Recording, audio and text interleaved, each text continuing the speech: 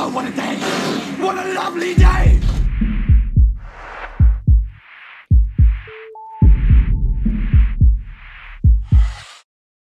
Welcome to Flat Earth Debate.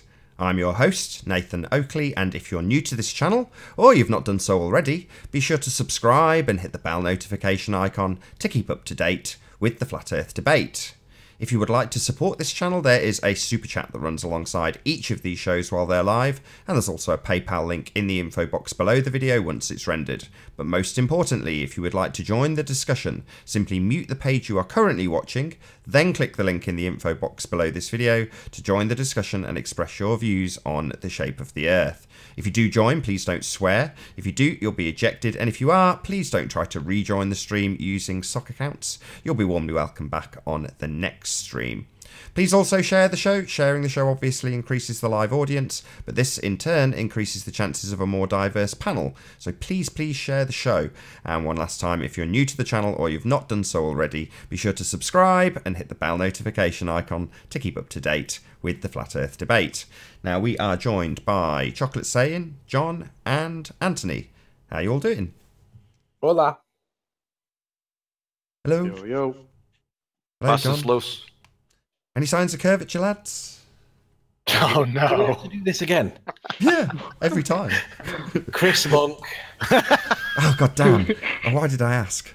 So Chris Monk thinks it's curved because it doesn't look curved but is curved. Okay, moving on. Any signs of axial rotation? Chris Monk. God damn. Just because a gyroscope moves doesn't mean that it's proving the Earth spins. It's a formal logical fallacy known as affirming the consequence. If J, then Z, Z, therefore J. It doesn't necessarily follow that one is intrinsically connected to the latter. Anyway, so any other people claiming that they have signs of axial rotation of the Earth, not of anything else? No. No? What about a pressurized system next to a vacuum? Any signs of Chris, that? no, and it's not Chris Monk on that one, is it? It's what's his name? M. Scott Veach. What's his name? Spaceman. Daddy was an astronaut. M. Scott Veach. M. Scott Veach. Yeah, he's the one for that one because he's got an astronaut suit and a space chamber, and we all want to see him go in there and go into the vacuum and see how his suit works. And I really want to watch his eyeballs get sucked out of his head. Fair enough. Well, M. Scott Veach, we're waiting on you for evidence of a NASA costume working in a vacuum. I don't really see how that proves that there's a pressurized system next to a vacuum, but nonetheless, it would be nice to see his eyes sucked out of his head, according to Anthony. I'm not necessarily interested. When he described it then as a NASA costume, it reminds me of the horse thing where you get a guy and another guy, one's bent behind the other, and they've got this donkey outfit. That's kind of the image that I had in my head, where Ed Scott Veach should be going through something in the background in his NASA suit. Nathan would be the other half of the horse. Thanks a bunch. That was just the image that I had when he said NASA's costume. Well, it is a NASA costume. That's all they are. I agree. Yeah, I mean, if globeheads want to take somebody getting a spacesuit to function precisely as it was designed to do so according to them as proof of a pressurized system next to a vacuum, then they're silly, in my opinion. Yeah. Anyway, moving on. What about any evidence of a molten iron core at the presupposed centre of a sphere-shaped Earth? Who was it that had that one? Paul Voigt. It was wasn't it was it Ruhif? Ruhif? I thought it was Paul Voigt. Paul Voigt, that's right, Paul Voigt. Yeah, Paul Voigt, he doubled down on that recently. He still claims he's got evidence that shows that the Earth is a molten iron core. Oh, by the way, that reminds me, I need to share my screen, Nathan. This is unfinished business. Okay. Let me get my thing up that I need first before I share my screen because I've got about 800 things open at the minute. Is it regarding a molten iron core? Yeah. Excellent. It's to do in none of them tabs, so it must be on one of these ones over here. Is it that? No, it's not that one. Must be this one. To do with Mr. Nathan, however you pronounce his name. This isn't his racist comments, is it? No, it was to do with his claim on the molten iron core. Oh, okay, fine. Give me a sec, because I think if it's not this one, it must be this one. I haven't think sorted my machine out for a while. For the audience's benefit, I'm not going to be discussing George's extremely racist comments that he made. That's his own racist business. I don't know what you're on about. Good. Let's never mention it again. Okay. Right. I have it. Right. So I have the relevant window. Let me just tidy up all these tabs. There are way too many in there. Like waiting for George to find his citation from yesterday. Get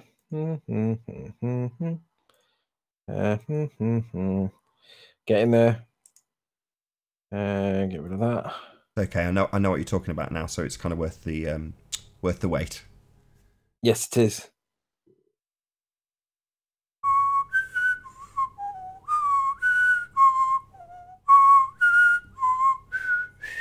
Right. So just need to find my Hangout window now. It's one of these buggers. Adam's just sent me a message, but he's going to distract me if I look at it.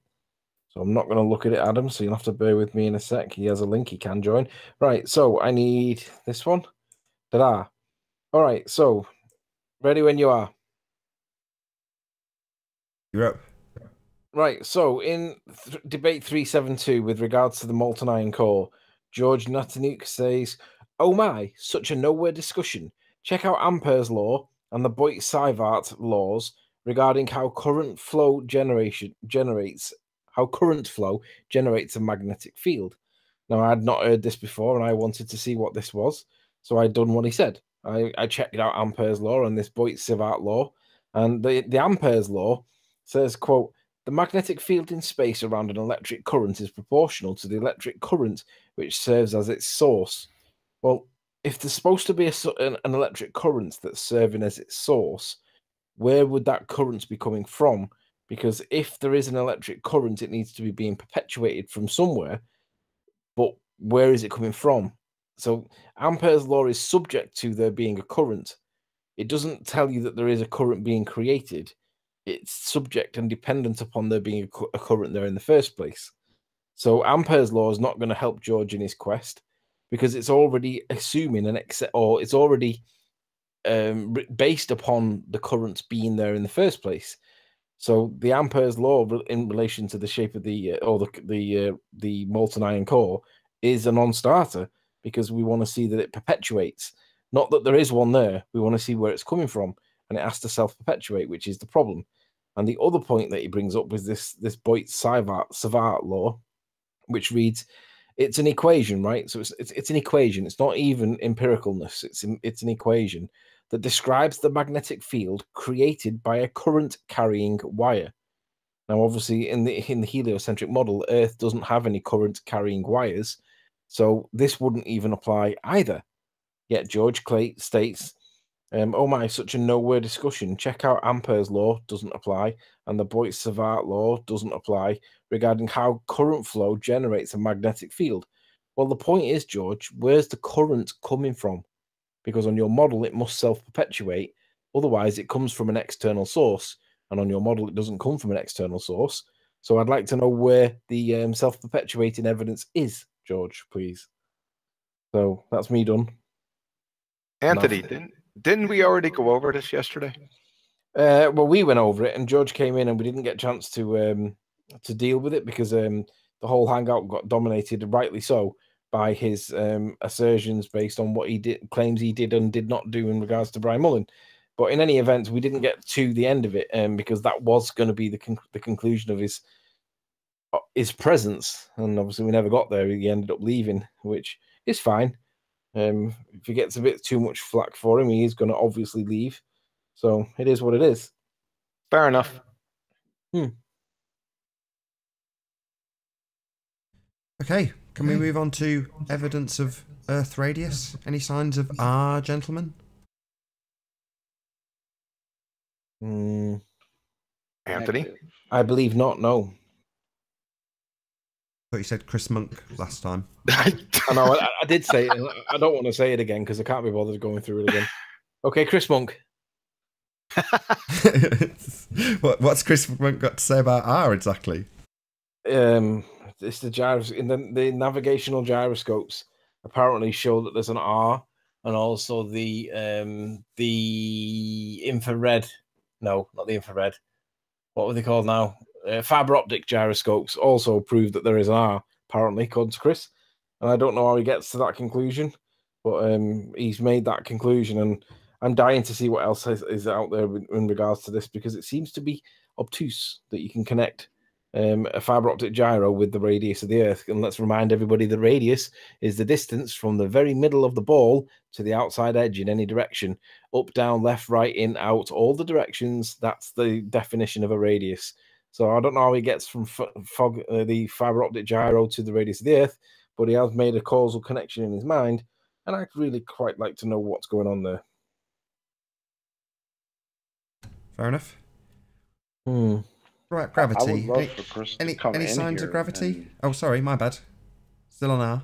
No, I was just gonna say, I would love for Chris to come in here, and I would love to hear what exactly it was that changed his mind about all these things. It's something to do with the connection and the comparison and the contrast against a mechanical gyro. Basically, if you get a mechanical gyro and you perform the same tests with a fog gyro, then it has a certain result. Numi, is that you? That's me. Hello, everybody. Good. So But if you put these things, these different gyros in different environments, they should act the same or differently depending on the environment that they're in. And there's a particular environment that he accepts, and he basically he basically states that, or he told me personally that he thinks that there's being a sleight of hand from FE Core in the fact that they're not telling you the full facts. Now, Bob's position is that the fiber optic gyro does show the 15 degrees of movement. However, it's the ether that's being detected as movement, not the Earth itself. And that's qualified by he's able to manipulate the results with a magnet. Now, Chris accepts that happens. That bit's not the problem. It's something to do with when you put a mechanical gyro in the same scenario that doesn't get affected by magnets. It therefore proves that the Earth's spinning somehow. Basically, what needs to happen is we need to get Chris in the blue corner, and we need to get Bob from Glowbusters or for FE Core or somebody in FE Core in the red corner, and find out what is accepted by Chris and what is the explanation from FE Core and what is the evidence. Because there appears to be, according to Chris, there appears to be a lie, not necessarily a lie, but it's a lie by omission, because we're not being told the truth, the whole truth, and nothing but the truth. We're being told half the truth. But I think the position by FE Core is that we haven't finished testing it yet, and the results are not being released until we have. So it's like, well, we'll just have to wait and see what they come out with, because these things are quite expensive. They take time to play with, and they need to set up these other scenarios to test these things. So it might be that Chris is right. It might be that FE Core are telling pork pies in some way, but it might also be that Chris is wrong to accept the evidence that he accepts. And again, I'm going to sat on the fence on this one, because I don't know. I don't know what the evidences are, what they're not. I don't know what the facts are. The facts are not. I don't know what the data shows, what it doesn't show. All I know is that Bob said, no, it's clearly the case that it's the ether that's spinning above it, and it confirms the Michelson-Morley, the Sagnac experiment, Michelson-Gale, and, of course, Airy's failure. They're all supporting, and this confirms their position. And then I think Chris's position is basically, yeah, but has he released the results? And the answer is, well, no, but he hasn't finished testing them either yet. So hang fire. Let's not prematurely ejaculate here. Let's wait and see what happens. And that seems to be the position at the minute. Chris accepts one part of it and claims that there's a lie by omission. And Bob's position is, no, it doesn't. It confirms the other previous experiments, and you need to wait before we finish. Does that mean Chris has fallen out with FE Core? Well, Chris appears to have gone full on retard, because he now accepts dinosaurs. So that kind of puts the context in which Chris is in at the minute. He's complete flip flopped. I think he's. But he was part of FE Core, right? Was he not? Yeah, they've had a big fallout, a really big fallout over it, because Chris accepts one part of it, and I don't know whether. I don't know. I don't know enough about it. All I do know is that there is a big issue, and Chris accepts one part of the evidence proves a radius. which Right. it wasn't even tested for. But he basically he deduces that there is a radius because of one part of it.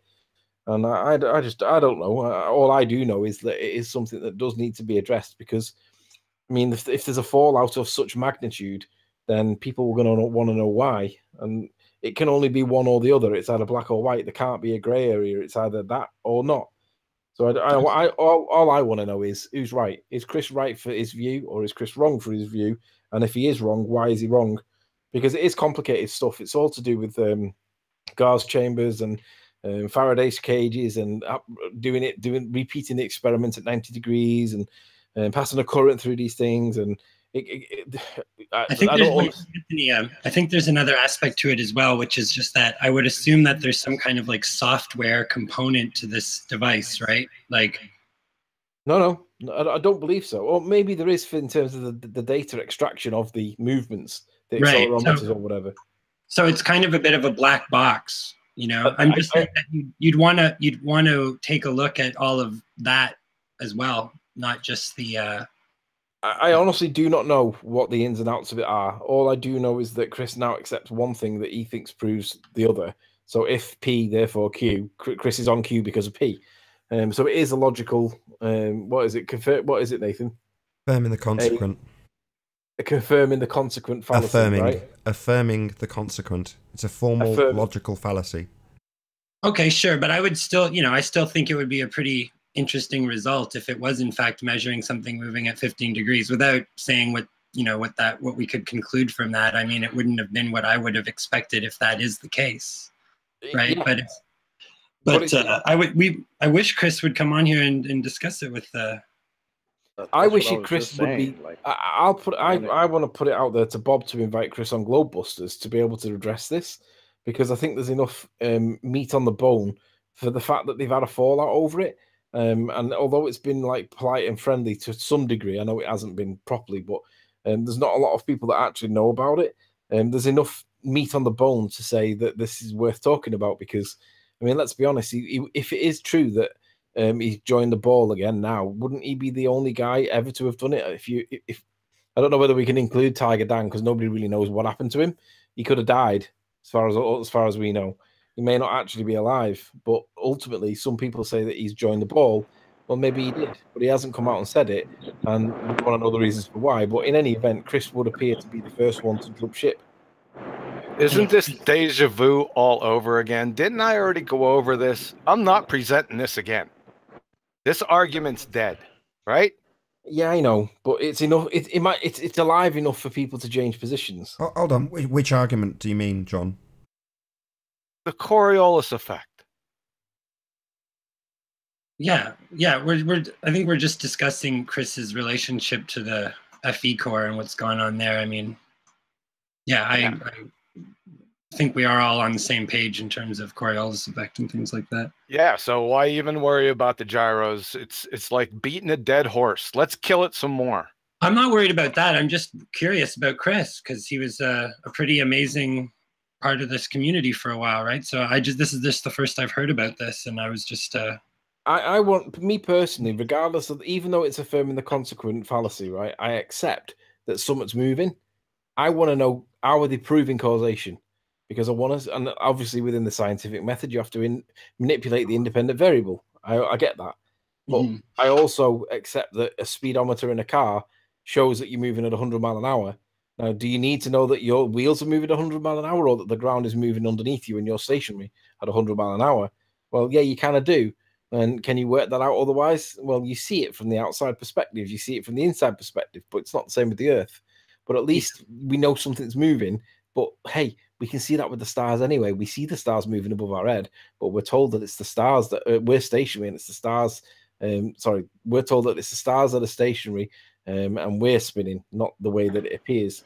But I think that it also could be a thing, kind of like some of the tools that are used in geodesy, where it's a black box, right? It basically takes flat measurements and then processes them through a very complex software mathematical system that, spits out some sort of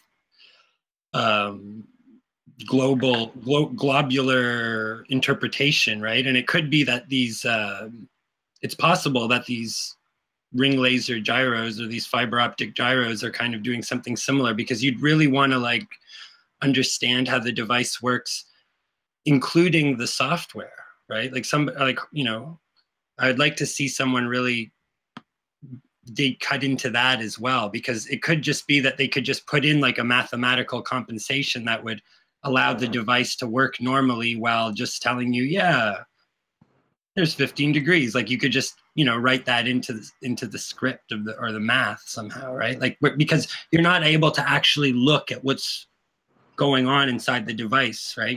It's not like a normal mechanical gyroscope. You're not able to exactly see how this measurement is being made within the device, right? And how that data is then being interpreted by the software component. I would assume that you're just getting some kind of readout, right? You're not getting, with like the mechanical gyroscope, the artificial horizon is actually being manipulated by the physical gyro itself, right? It's a direct connection. But with the ring laser gyro, I would imagine that there's a lot more layers of data processing that are happening between the mechanical measurement and the readout, right? You get what I'm saying? Yeah, I've just had a message off George Netanuk. It says, be careful, people are impersonating my account. Check the channel before accepting the comment.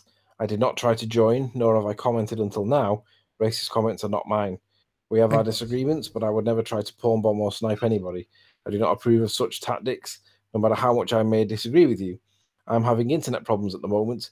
My channel keeps dying on me. Oddly, Adam Meakin also has internet problems. Maybe it's a YouTube issue, but in any event, he's just saying that wasn't him that joined before, and the racist comments are not his. So he's not happy to snipe people out of a hangout. Thank you for letting us know that you're not happy to snipe people out of a hangout, but you're more than happy to snipe them potentially out of their job. Thank you, George. That's really kind of you. Yeah.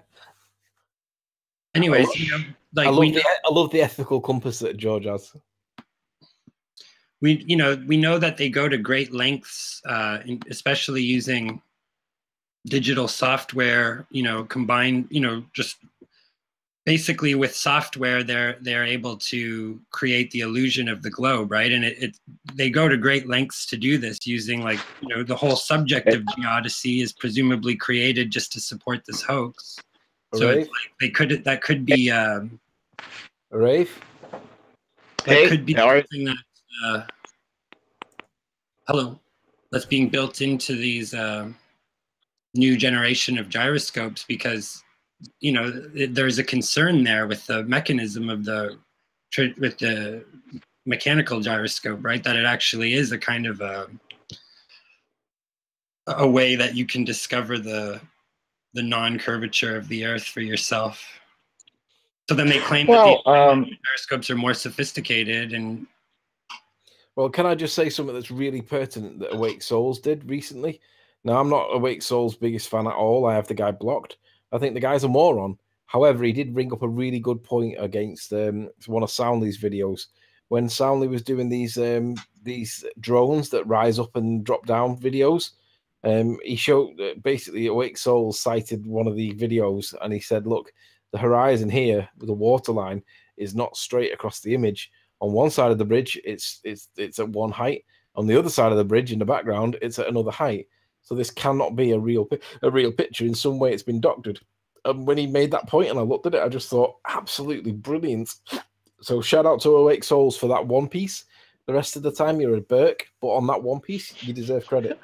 Yeah. Well, those photograph arguments are very hard to actually, they're very hard to win the argument definitively, right? I mean, like, because I see that all the time where I think but can see very plainly that there's doctored photographs, but if you actually try to, very difficult to actually use that as evidence a lot of the time. But like real quick, I mean, Awake Souls, wasn't he the same dude that came on here and said that Ranty's pictures were CGI and Jaren was using CGI? I mean, I don't know about his credibility. He seems to be somebody. No, I agree. His credibility. Everybody's got the guy's a moron. CGI going on. Yeah, he buys subscribers.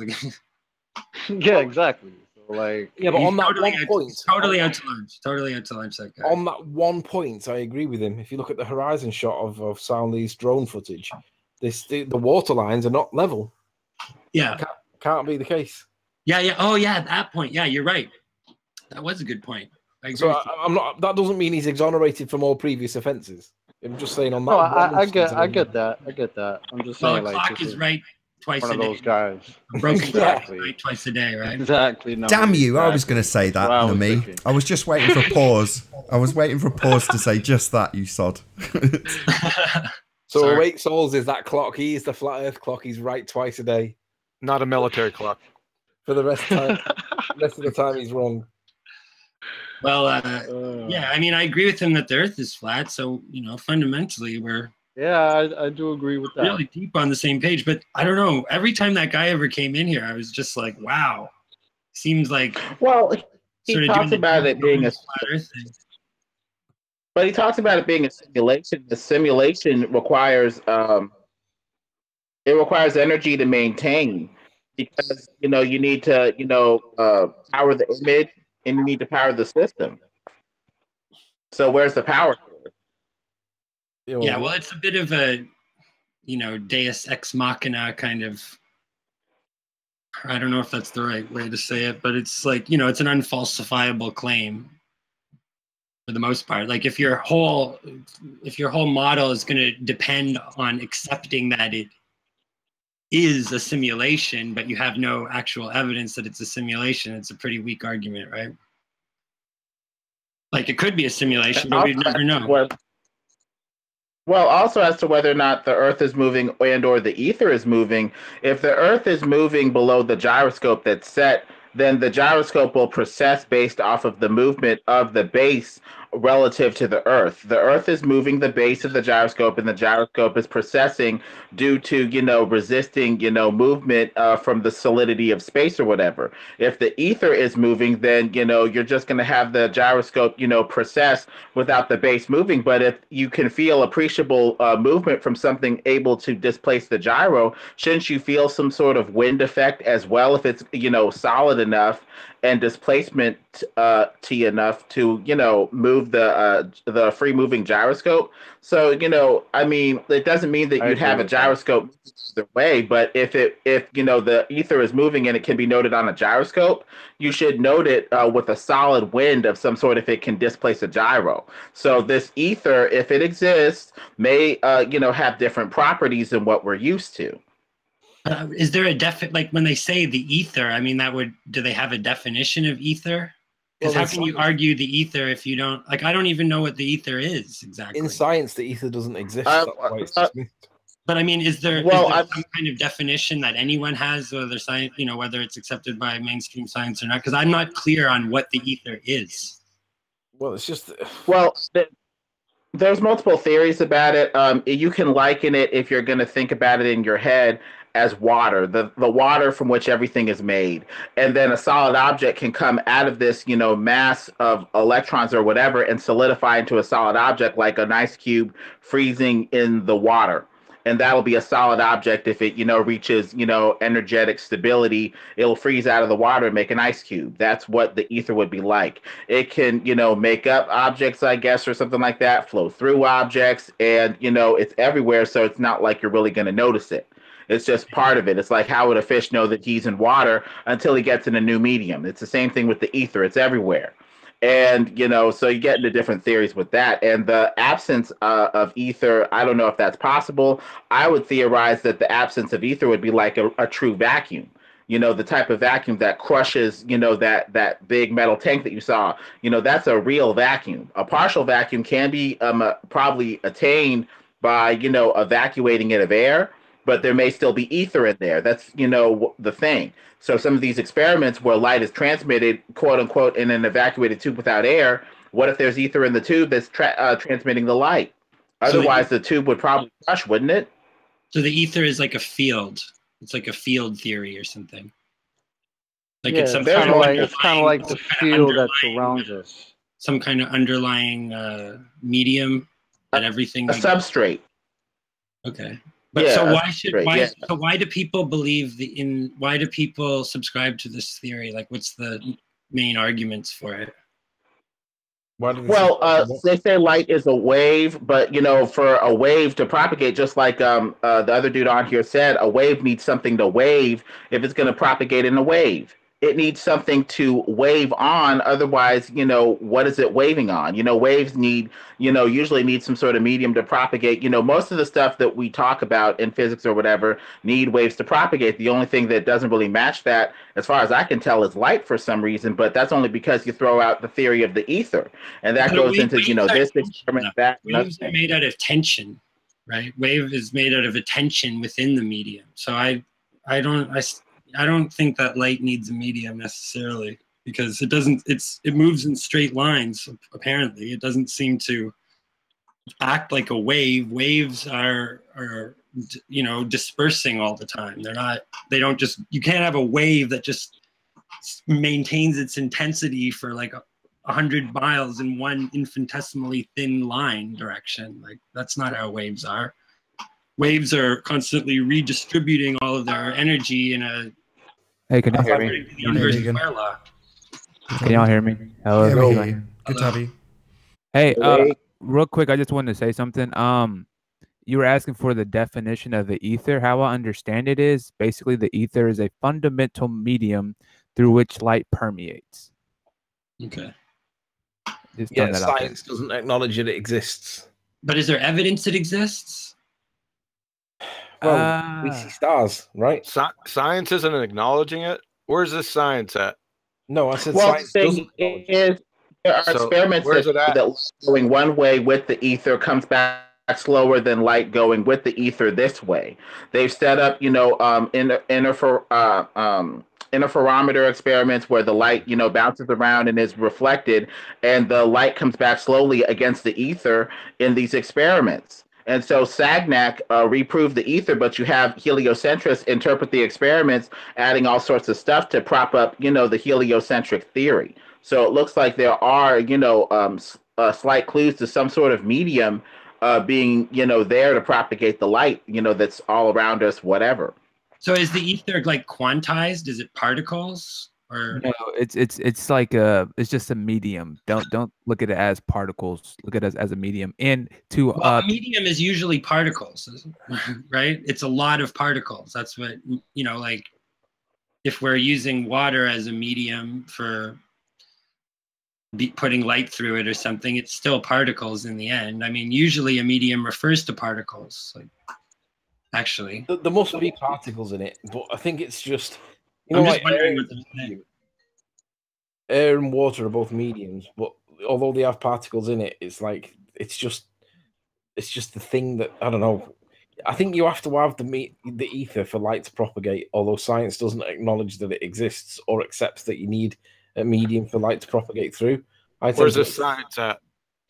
I think, okay, so first of all, I don't really agree with the idea that a medium is just a stream of particles, because I don't really think particles exist how we think they exist. I think atoms are just propagations of the ether, and the science for the ether existing, I believe, like what's his name said, was the Songyat experiment. I haven't looked. It's been a while since I researched that experiment. That's just observation. That's not really science. I mean, agreed. I mean, I'm saying like he's sort of like inserting this cause, right? Correct. Of the ether, but it's like if you can't really define what the ether is exactly, like how are you going to do an experiment? I don't know. I'm just saying it seems kind of speculative to me. I don't really think that these observations of starlight or whatever are going to be able to prove the ether or not. Well, they can't prove the ether because they can't get to it, even though they've been to the moon. If it exists, yeah. Well, they can't get to it to establish what it is anyway. Get to what? Well, but that's assuming that it exists. Get to what, Anthony? The ether. What is the ether? And what is it? We're just going to go around in circles by me saying this. I don't know what it is. I just know that it's the medium that light propagates through, I believe. If you don't know what it is, how are you going to get there? Ether, the people that describe the ether, I don't think they're describing it as something up there. I think it's everything that's around us. Like right. like like the way like what water is to a fish. That's what I take the ether as being. I mean, I could be Right. wrong. That's a good way to look But at what's it. wrong? Wait. What's wrong with the idea that light could propagate through empty space? I mean, to me, that doesn't make sense. Okay, but why not? We don't really believe in empty space. You know what I mean? But I don't think we can just reject that idea without evidence. I'm just saying, like, perhaps you don't need maybe light doesn't need a medium to propagate. When you say empty space, just to get clarity, do you mean vacuum? Because I've definitely seen light travel through a vacuum in the respect that I guess so. Or no, I mean, I guess they're talking about this is like a subvac. This is like beyond the vacuum. Like I would assume that when you say there's ether, if there's still ether in the vacuum, right? Yeah. Like, An ether would exist in the vacuum still. So could you evacuate the ether out of an area of space too? That's the reason why these fogs, these fiber optic gyros, are an issue, because it depends on what your view is on the ether. Because Bob's position is that the ether is still being detected, even though the Faraday's cage is in use and the gauze filter is still in use. The ether is still there, whereas Chris's view on it appears to be, well, if you've got all these filtration systems in place, these controls, then how do you know that the ether is or is not being filtered out? Sorry, I've got another question on top of that. Right, there's also another variable. It's very difficult to see and detect, but it's called unicorn farts. And you have to know how to get to them to know that they're not there. So, have you factored in the unicorn fart factor? You don't know how to harvest unicorn farts, no? No, I mean nobody does. Nobody does. 1 minute on unicorn farts. Find a unicorn. White ones are the best. You pick the tail up. You put your nose right under its bum hole, and then eventually you'll be able to harvest the unicorn farts. Sounds so simple. So how do I find these unicorns? We always hear light come up in all these discussions and ether and all this stuff and propagation and speed at millions of miles an hour. Now, anyone can go and look it up. Light is formed by a process. The process is called atomic absorption, followed by the secondary emission. And that secondary emission is light waves. It's a local phenomena. Light is generated in situ. It comes from where you see it. I mean, that almost sounds like the traditional explanation of what light is, and I don't really agree with the traditional explanation. It is how light is generated physically in this world. That's how it's not generated. Yes. Absolutely generated. Waves excite valence electrons. They raise one valence, and in a split second they decay. When they decay back down to their original valence, a light particle, wave, whatever you want to call it, is given off. Well, that way that you're talking about, not coming from billions of miles away through ether, helping it through empty space, all this garbage. Show me a photon. Well, basically what he's saying is that the light is always... Well, you're basically saying the light is always there. It's based off of the excitation of the medium. Like the water in a pond is... Partly. Well, the water in a pond is always... Hang on. Blue Marble, are you there? Probably going to snipe everyone, Nath.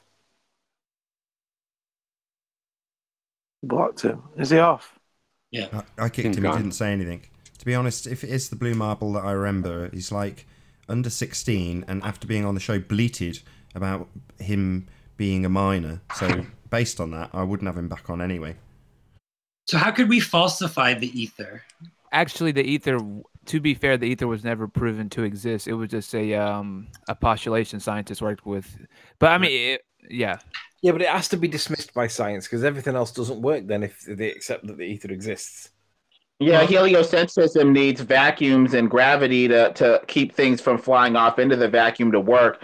So, heliocentrism has a bone in this fight in that way to say that light can propagate through a vacuum. Correct. But the thing is, the light theory that what's-his-name was talking about just now is kind of like an excitation theory of light that says, the particles for the light are always there. The medium just needs to be excited to the point that it emits light. It's like we're in a pond and it'll make ripples bubbles once it's disturbed. Otherwise, it's still water, and the light waves would be the waves in the pond once it's excited, once something is dropped in there or it's shaken or whatever. If you look at like that idea, like look at light as a ripple.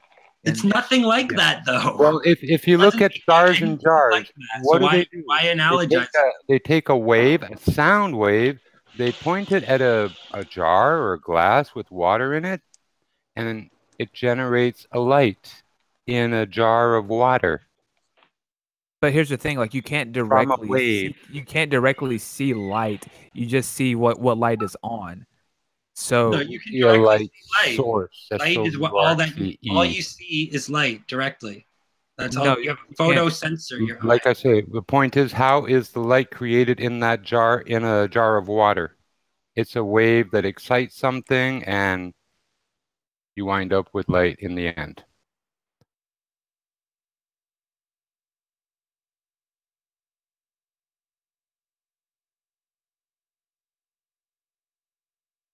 Oh, wow. Lost the whole panel. There will be a short intermission.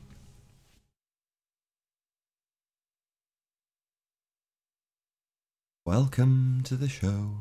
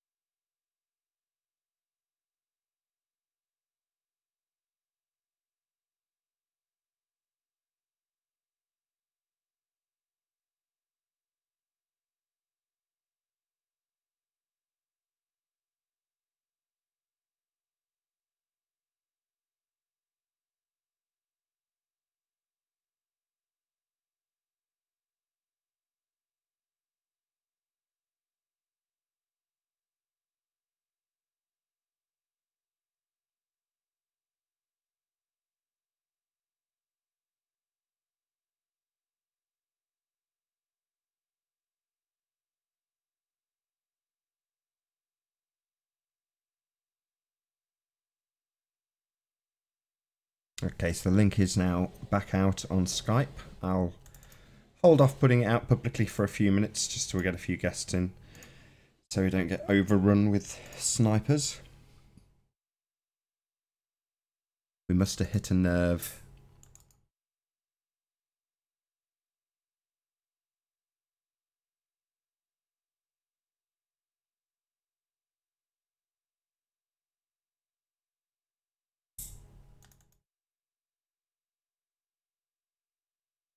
There you go, check your Skype accounts if you would. Hopefully the panel members are listening to the live stream. Probably not, as they've all got it muted.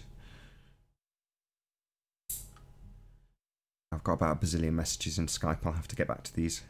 You take a day off, you get overwhelmed with messages. Hey Zoe. Hello, hello, hello. Hello.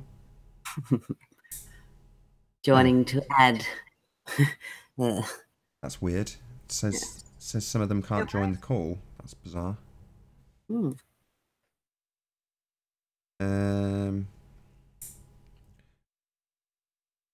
might annoy a lot of people, but I'm going to call the Master B chat. So if you're one of the many participants that doesn't want to be disturbed, I will announce. Oh no, it won't let me. That's interesting. What, should I hang up then? Too many people in the call. Name here. Okay. Got a good 20 minutes left. It might be worth me just trying one more hangout, Zoe. I'm sorry to be a pain. No, it's okay. I was just, taking up a spot so we wouldn't get sniped again. Well, if you can stay in there just for a second, what I'll do is I'll start up a new. Well, I was also very interested in the ethers to talk. But yeah. Yeah, so was I. It was a good chat. It was a shame, really. Yeah. It's a subject that up until now I've not paid a great deal of attention to. Then when you yeah. Well, I'll wait to say something until. Yes, it's a subject that up until now I've not paid a great deal of attention. Who's joined? Yeah. Well, I'll wait to say something until this is something that up until now I've made it very clear. Right, I'll just leave that. I sort out another new hangout.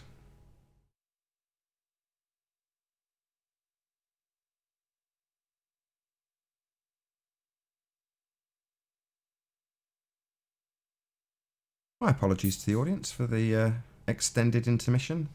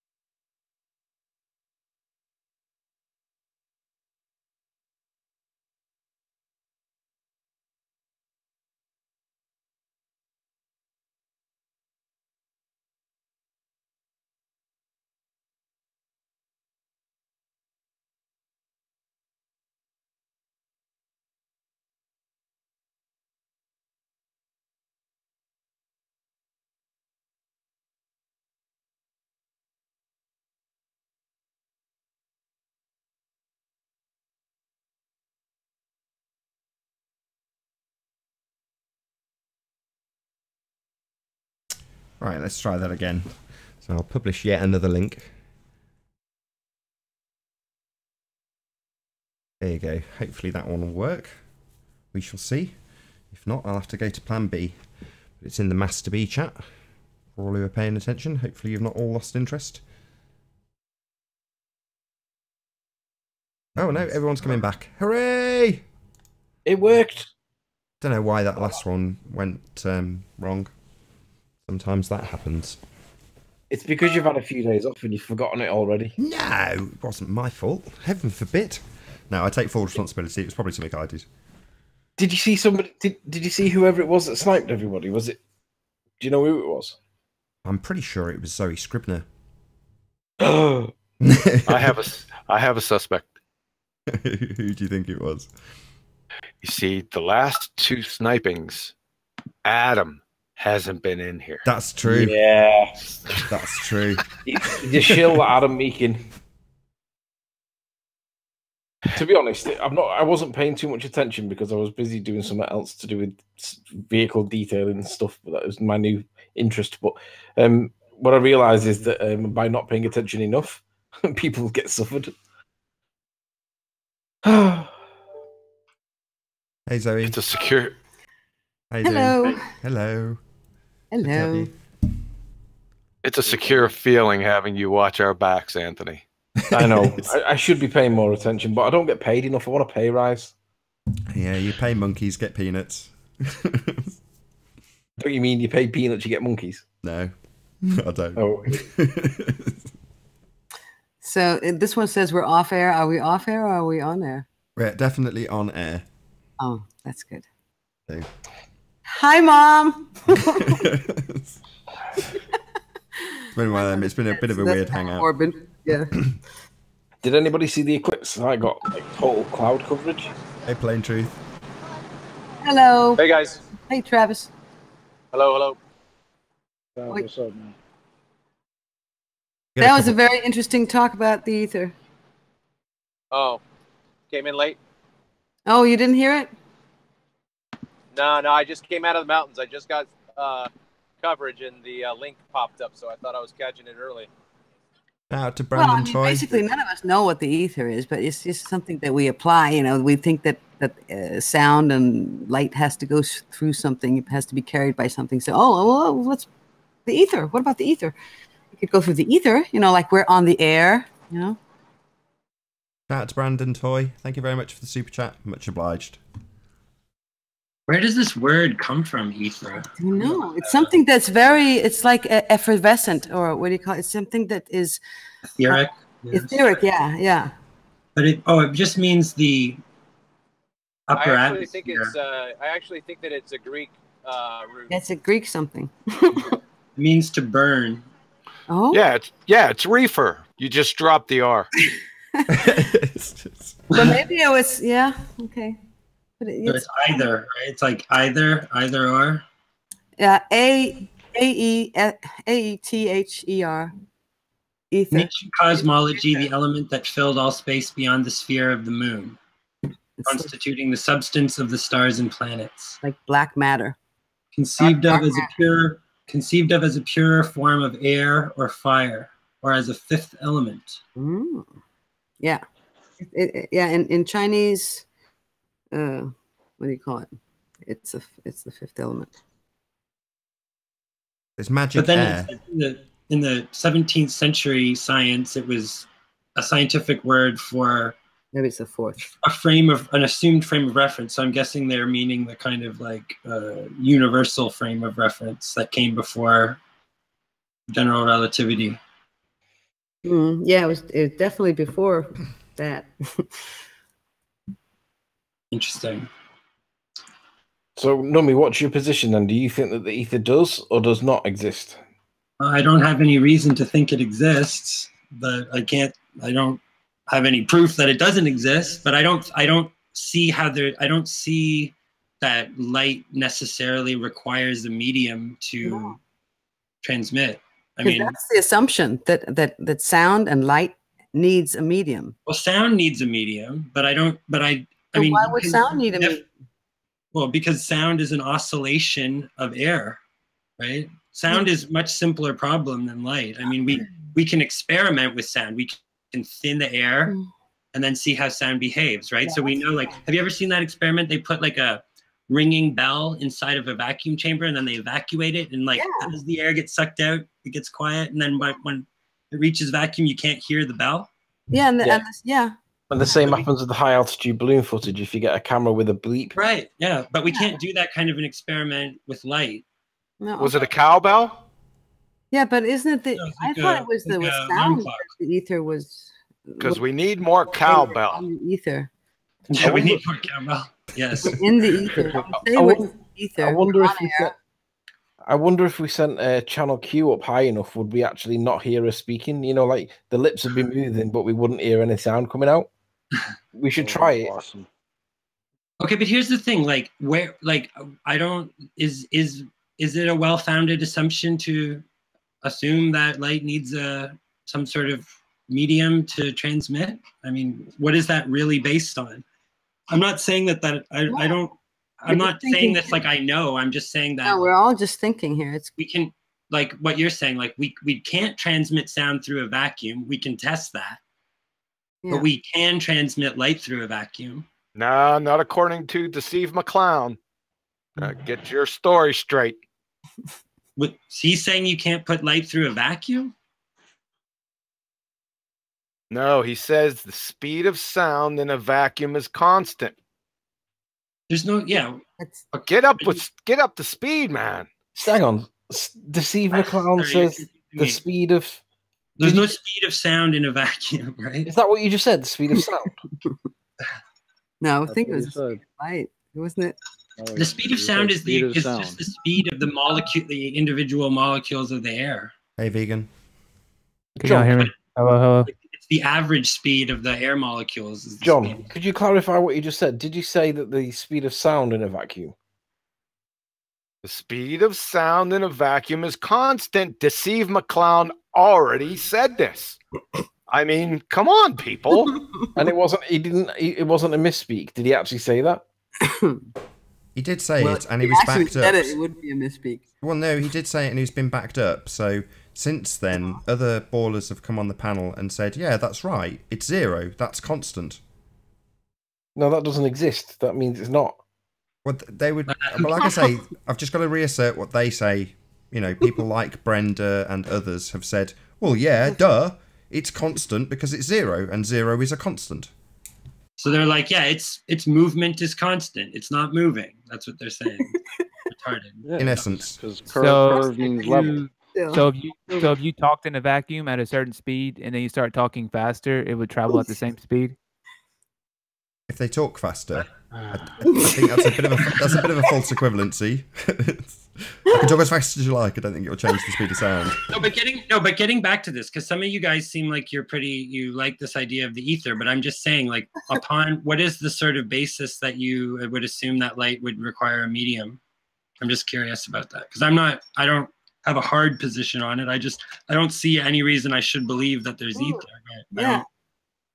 I don't know. Yeah, I'm just trying to think about, well, why do we assume that there is an ether? Well, I think the idea came from that to travel, you need some type of medium to travel to, like how you were saying how sound requires some type of oscillation. Therefore, it's the atoms that are around us that are essentially are oscillating. Then it reaches our ears.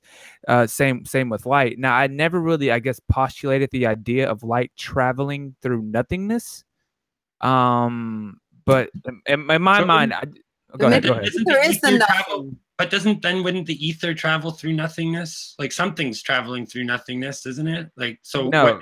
Does ether have a medium too? So etherical. It's like it's almost non-existent. It's so fine.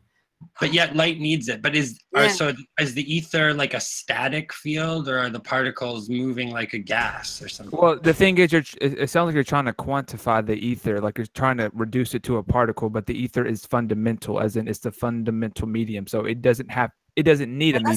That doesn't mean anything. Though. So the ether is just one solid chunk. There's no movement in it. So then it's not really a medium. There is a movement through it. But I'm thinking. The movement is if the ether propagation does exist. My bad, bro. There's no reason to add. This is just super adding. We don't require an ether theory to understand anything. Well, okay. Well, how do you explain how when was it Globebusters that used that gyroscope and they detected I think a 15 I forgot the specific degrees. Yeah, we were talking about that in the last thing. Well, I don't explain it. What I said is that I would like to know more about this device, because I'm imagining that there's probably a pretty embedded software component, right? So to me, it's a bit of a black box, so to speak, as in we're not seeing the direct the readings that are being spit out of this device are not a direct reflection of the underlying mechanism making the measurement, as in a mechanical gyro, right? There's some sort of measurement that's being processed through chips, right? So I think somebody needs to, who's capable of it, and that's not me because I'm not a computer scientist, needs to dissect the software component of the device and see what's going on there, because that could be that's part of the device, right? We can't just imagine it as just a strictly mechanical device, because we're not getting a strictly mechanical readout or measurement.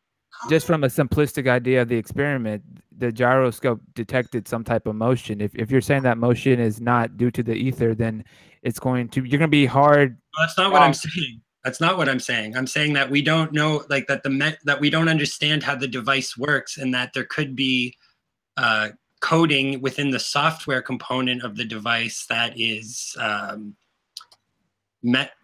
changing the results of what the underlying mechanism is measuring. Sorry for the interruption. Did you say experiment? Me? No. Somebody that was talking to you. Vegan. Who, me? Yeah. Nathan, you want to take over? Yeah, the problem is it's not an experiment. And if you don't understand why I'm happy to explain. Can we just continue on this? Because, okay, we know it's not an experiment. I think he just he's just using that term colloquially. But no, he's using it very narrowly, not colloquially. Okay, yeah. The problem is that if you deem it an experiment, people think that the result has to be in some way justified. So when people say it's the turn of the Earth and they look up alternative explanations, they come across the ether turning and go, it must be one or the other. And it's like, well, no. In order to establish a cause, you would have to perform an experiment. And this isn't an experiment, so it doesn't establish the cause. So to quibble about whether or not it's one thing or another, I'll just say, actually, guys, you haven't considered the third option of unicorn farts. But why? I would just question this. Why do we see a conflict between the mechanical gyro and the laser gyro? Nathan just told you. Yeah, the ring laser gyro. No, I'm just saying that that's just my question to the laser gyro. I've got an answer though. There is a genuine answer, because normal mechanical gyros are not susceptible to the standard basic. What's the word? I think it's called the fundamental unicorn fart, whereas your more advanced unicorn fart can be detected by the ring laser gyro. I would like to, I would really like to talk to Chris Monk, because I just want to hear what his position is, because he's an intelligent guy. There's no taking that away from him, wrong or not. But does he understand this device in all of its in all of its in every sense of the word? Like, I mean, I don't even understand exactly how the basic measurement is being made. I mean, I have to do my research on that. That's not, I'm not putting that on anyone else. I'm just saying. I know I don't really understand it, but what I'm more curious about is like how much of this device is software. What is the relationship between the software and the hardware aspects? And I think that's something that I would hope that Chris Monk is thinking about or looking into, or that they should be addressing, when rather than just taking the 15 degree per hour figure. Right? Just are they looking at the underlying processing that's going into producing this this number? To be honest, the only thing I want Chris Monk to just explain is the reasons for why he accepts the fiber optic gyro results, and I also want the Globebusters to address, or maybe not Globebusters. Well, it'd have to be Globebusters because FE Core don't have a public output. I don't think. Might be wrong there. Forgive me. Don't shoot me. But basically, he's jumped ship. And the one thing that he's jumped ship for is the only real thing that Chris Monk really needs to address, because I want to know why. I want to know what evidence he accepts. I want to know why he accepts it, and I want to know why it's right or wrong from the other angle. Anything beyond that, I'm not really that interested, to be honest. Has Chris Monk himself handled the gyro? I'm not sure the details of the story. All I do know is that the disagreement has arisen to do with the interpretation or the extrapolation of the data, and the data is not even released yet. So it's based on hearsay interpretations and extrapolations. But whatever the situation actually is, I want to know about that, because I know there's going to be some kind of fallout with regards to something else that's going to be in the pipelines. And let's be honest, it's going to end up being drama. Nobody wants to see the drama. We want to see the facts. We want to see the experiments. We want to see the data, the interpretations or whatever. We want to see the ins and outs of it and see who's right and who's wrong, because there's only one right or wrong answer, and we should be able to ascertain which one's wrong and for what reason.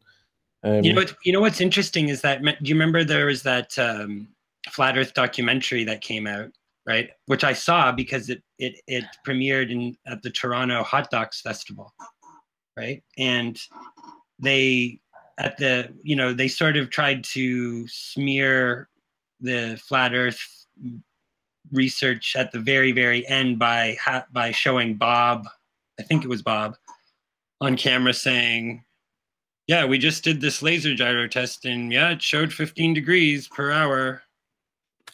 Yeah, but it didn't stop there. But they just kind of ended the film on that note. Like that was actually the sort of like. There was a second part to that sentence, though.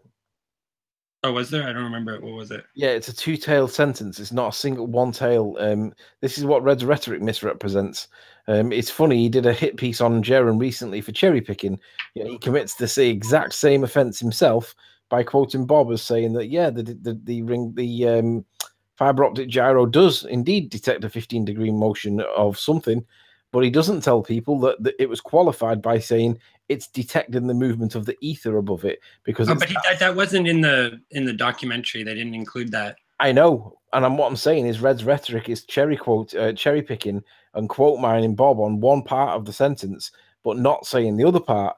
But coincidentally, are you talking about the documentary or something else? I'm talking about the documentary in support of the assertion about Reds, quote mining and cherry picking. So it's the two things together. But it's the thing that what the other part of the sentence is the bit that Chris has fallen out with people over, because the issue is, well, what is moving? Is it the Earth or is it the ether? Or is it the software? That's what I'm saying. Is it? It could be. It could be neither one. Because why isn't anybody bringing up that third option besides me? I'm just excuse saying. me. Let's look beyond the software. What about like why the do I get Coriolis ignored? effect? Why is it I'm completely ignored? There's a fourth option. Unicorn farts. I mean, seriously. I mean, I can't understate this enough. That John's point is absolutely valid. We're quibbling about nonsense, literally.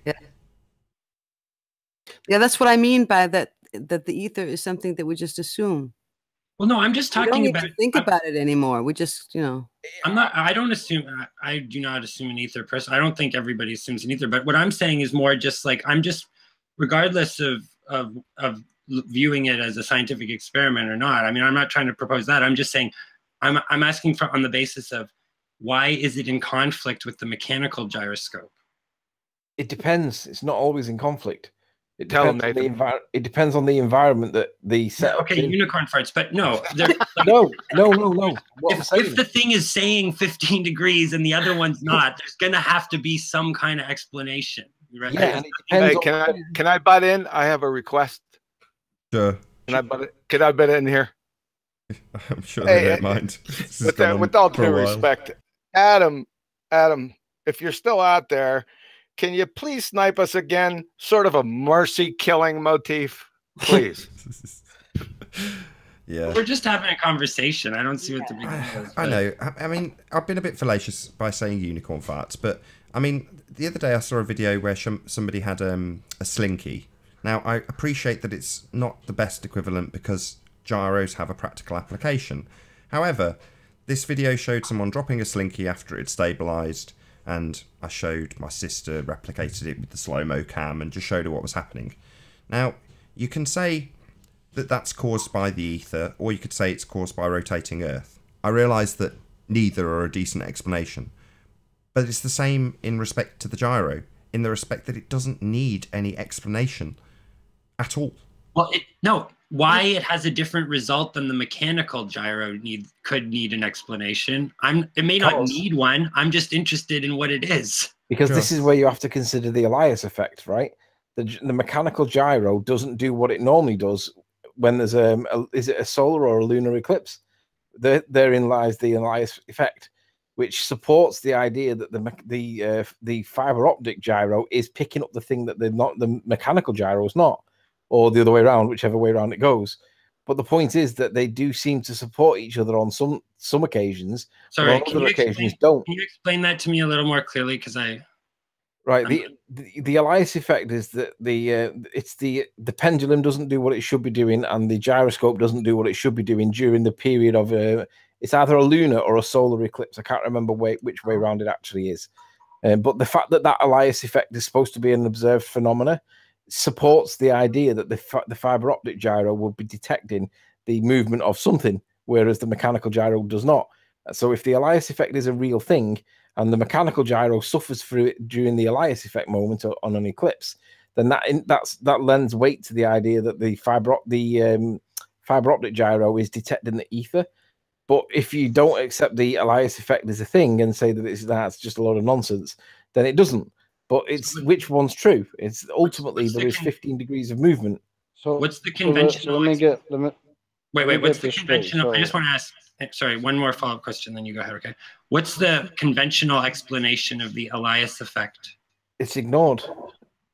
So it's just viewed as an anomaly. Yeah, like all things that they don't want to talk about. But no, often they do have some sort of rationalization that is written down somewhere, whether they want to talk about it. I mean, usually they say something. They know everything, right? So they usually have something to say about whatever it is. What you're saying is the mechanical gyro does something on a regular basis that it doesn't do during an eclipse? That's what you're saying? I've read about the Elias effect, and I have never seen this. So hands up who has seen either a Foucault pendulum or a gyroscope change anything about the way it's supposed to behave during an eclipse. I haven't seen unicorns, but don't make them not true. Really? Well, all I'm saying is actually no. There might. All I'm saying is that there's discussion there, and it needs to happen because. Well, I'll narrow it slightly. Is there any evidence out there, for example, a video of somebody showing a Foucault pendulum during an eclipse and experiencing the Elias effect?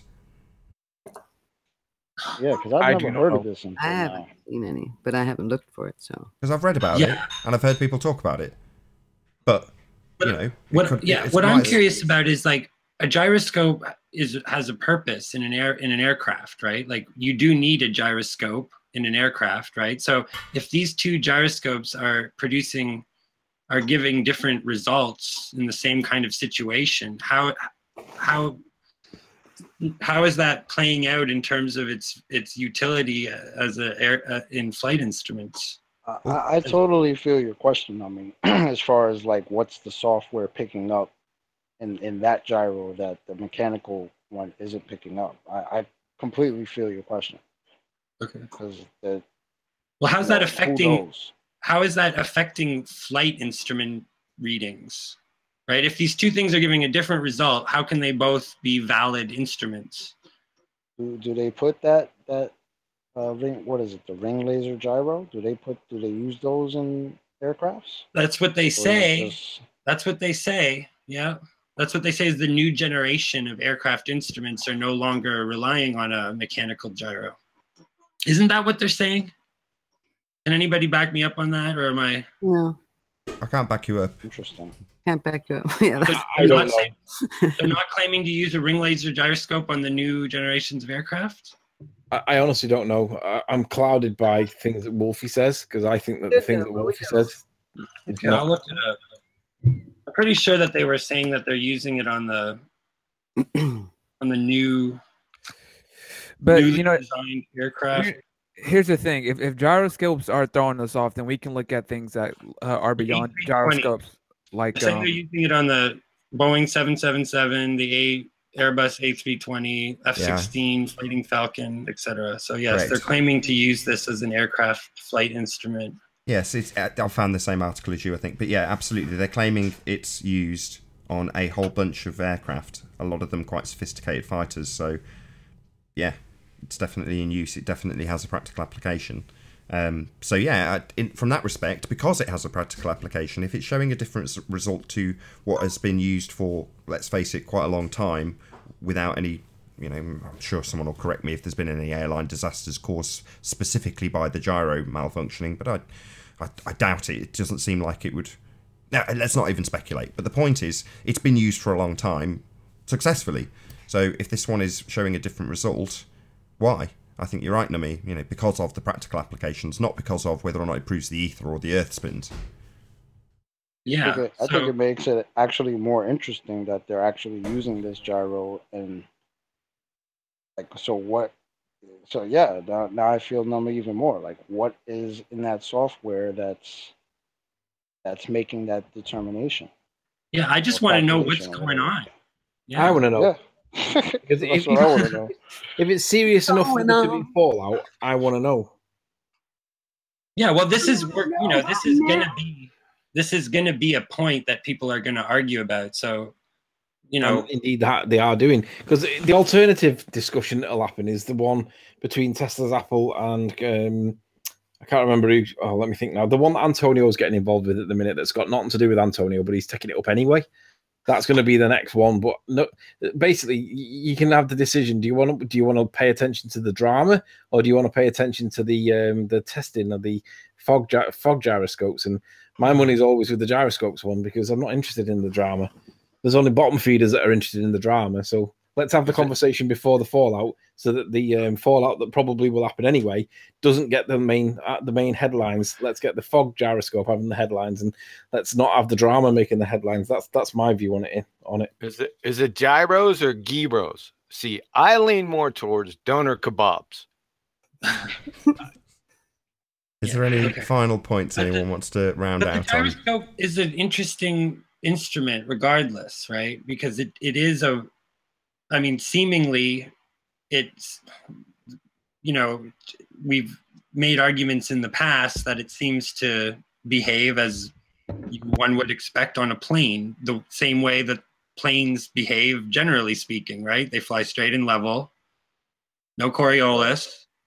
The gyroscope indicates that it's not rotating over the curvature of the Earth. So it's an interesting question, because I think maybe that there, you know, it might be actually very easy, like I say, when you really start trying to pry open the whole geodesy thing, then you find that geodesy is really a black box. It's really like, you know, it's basically processed through computers, and that produce the result. It's not the direct thing that's being measured on the ground. Right.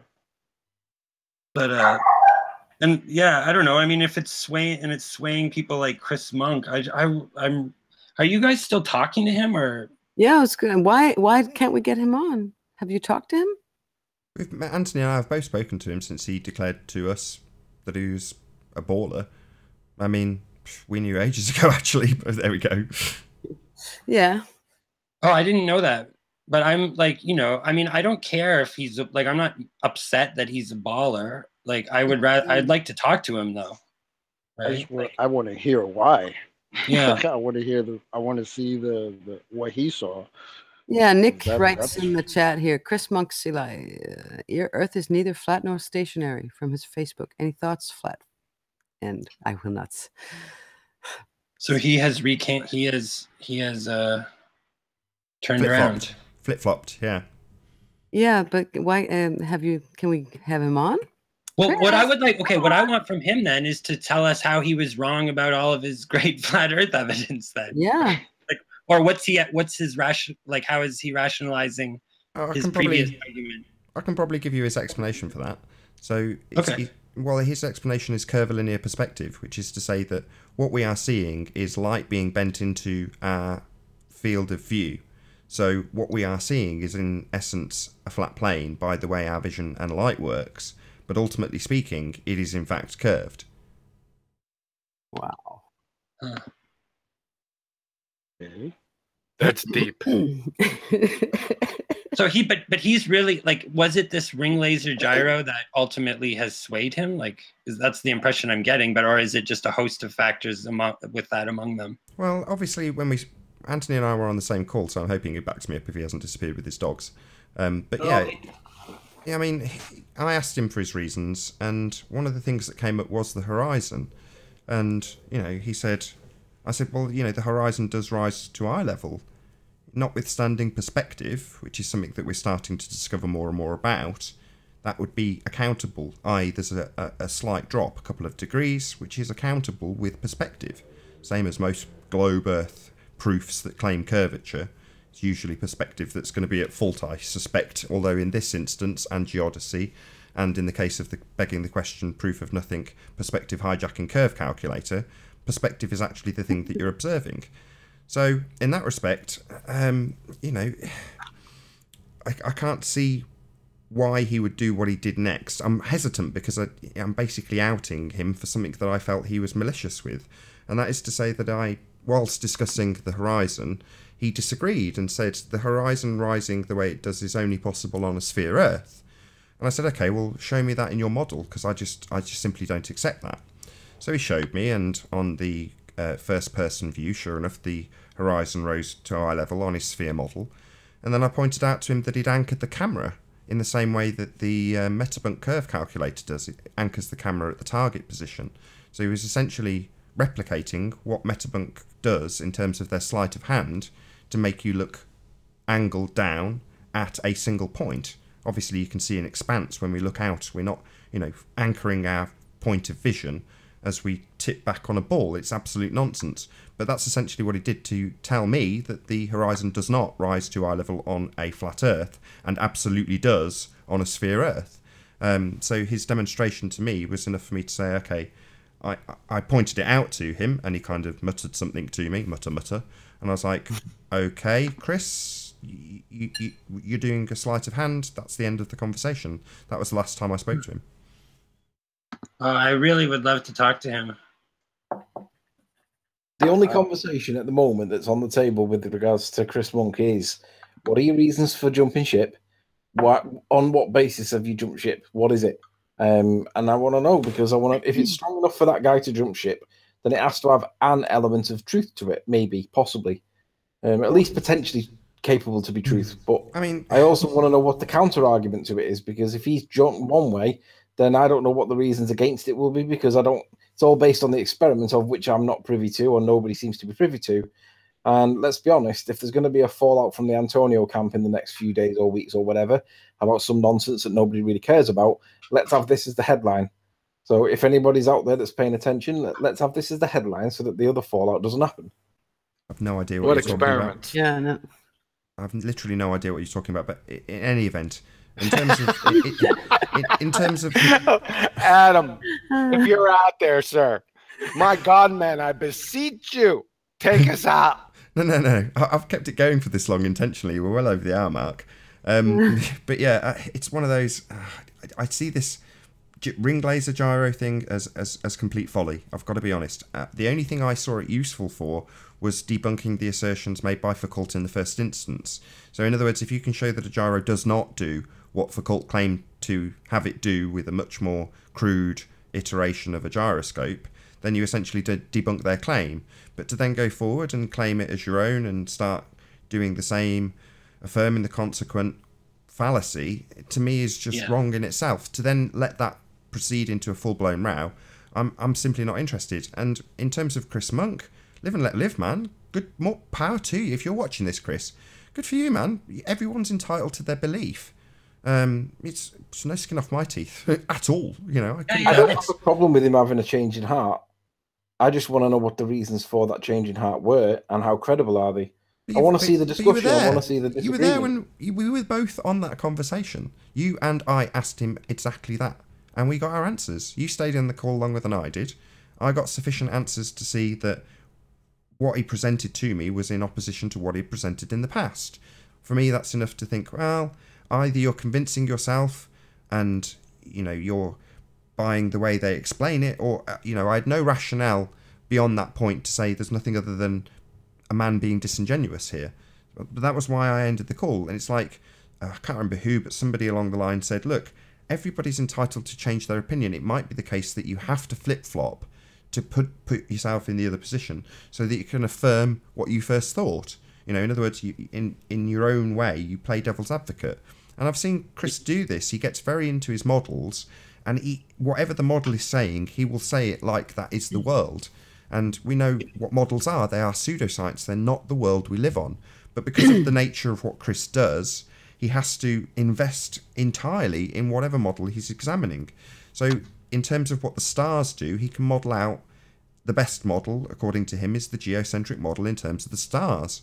Well, for me, that model is a begging the question fallacy. If you're going to start saying that that is the world, well, sorry, Chris, you've started with a sphere and then you're mapping the stars around it.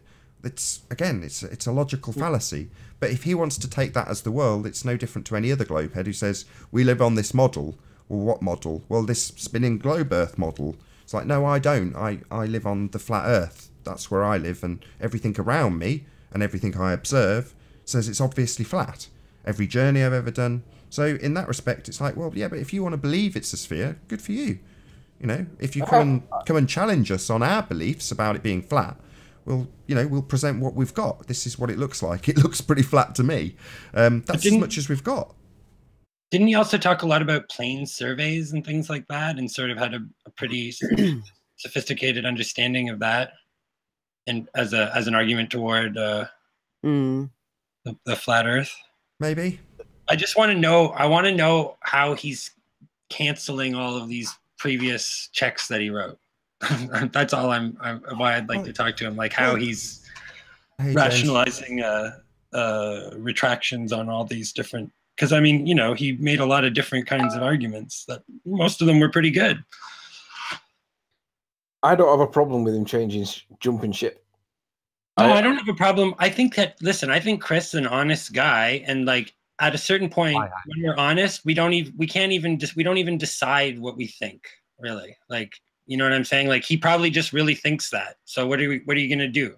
String the guy up? No, I'd just be curious to talk to him. Like, I want to just know, like, how has he undone all of the stitching, you know, that was my there? opinion on that is that joining the truth of the flat earth and stuff, you start losing everything.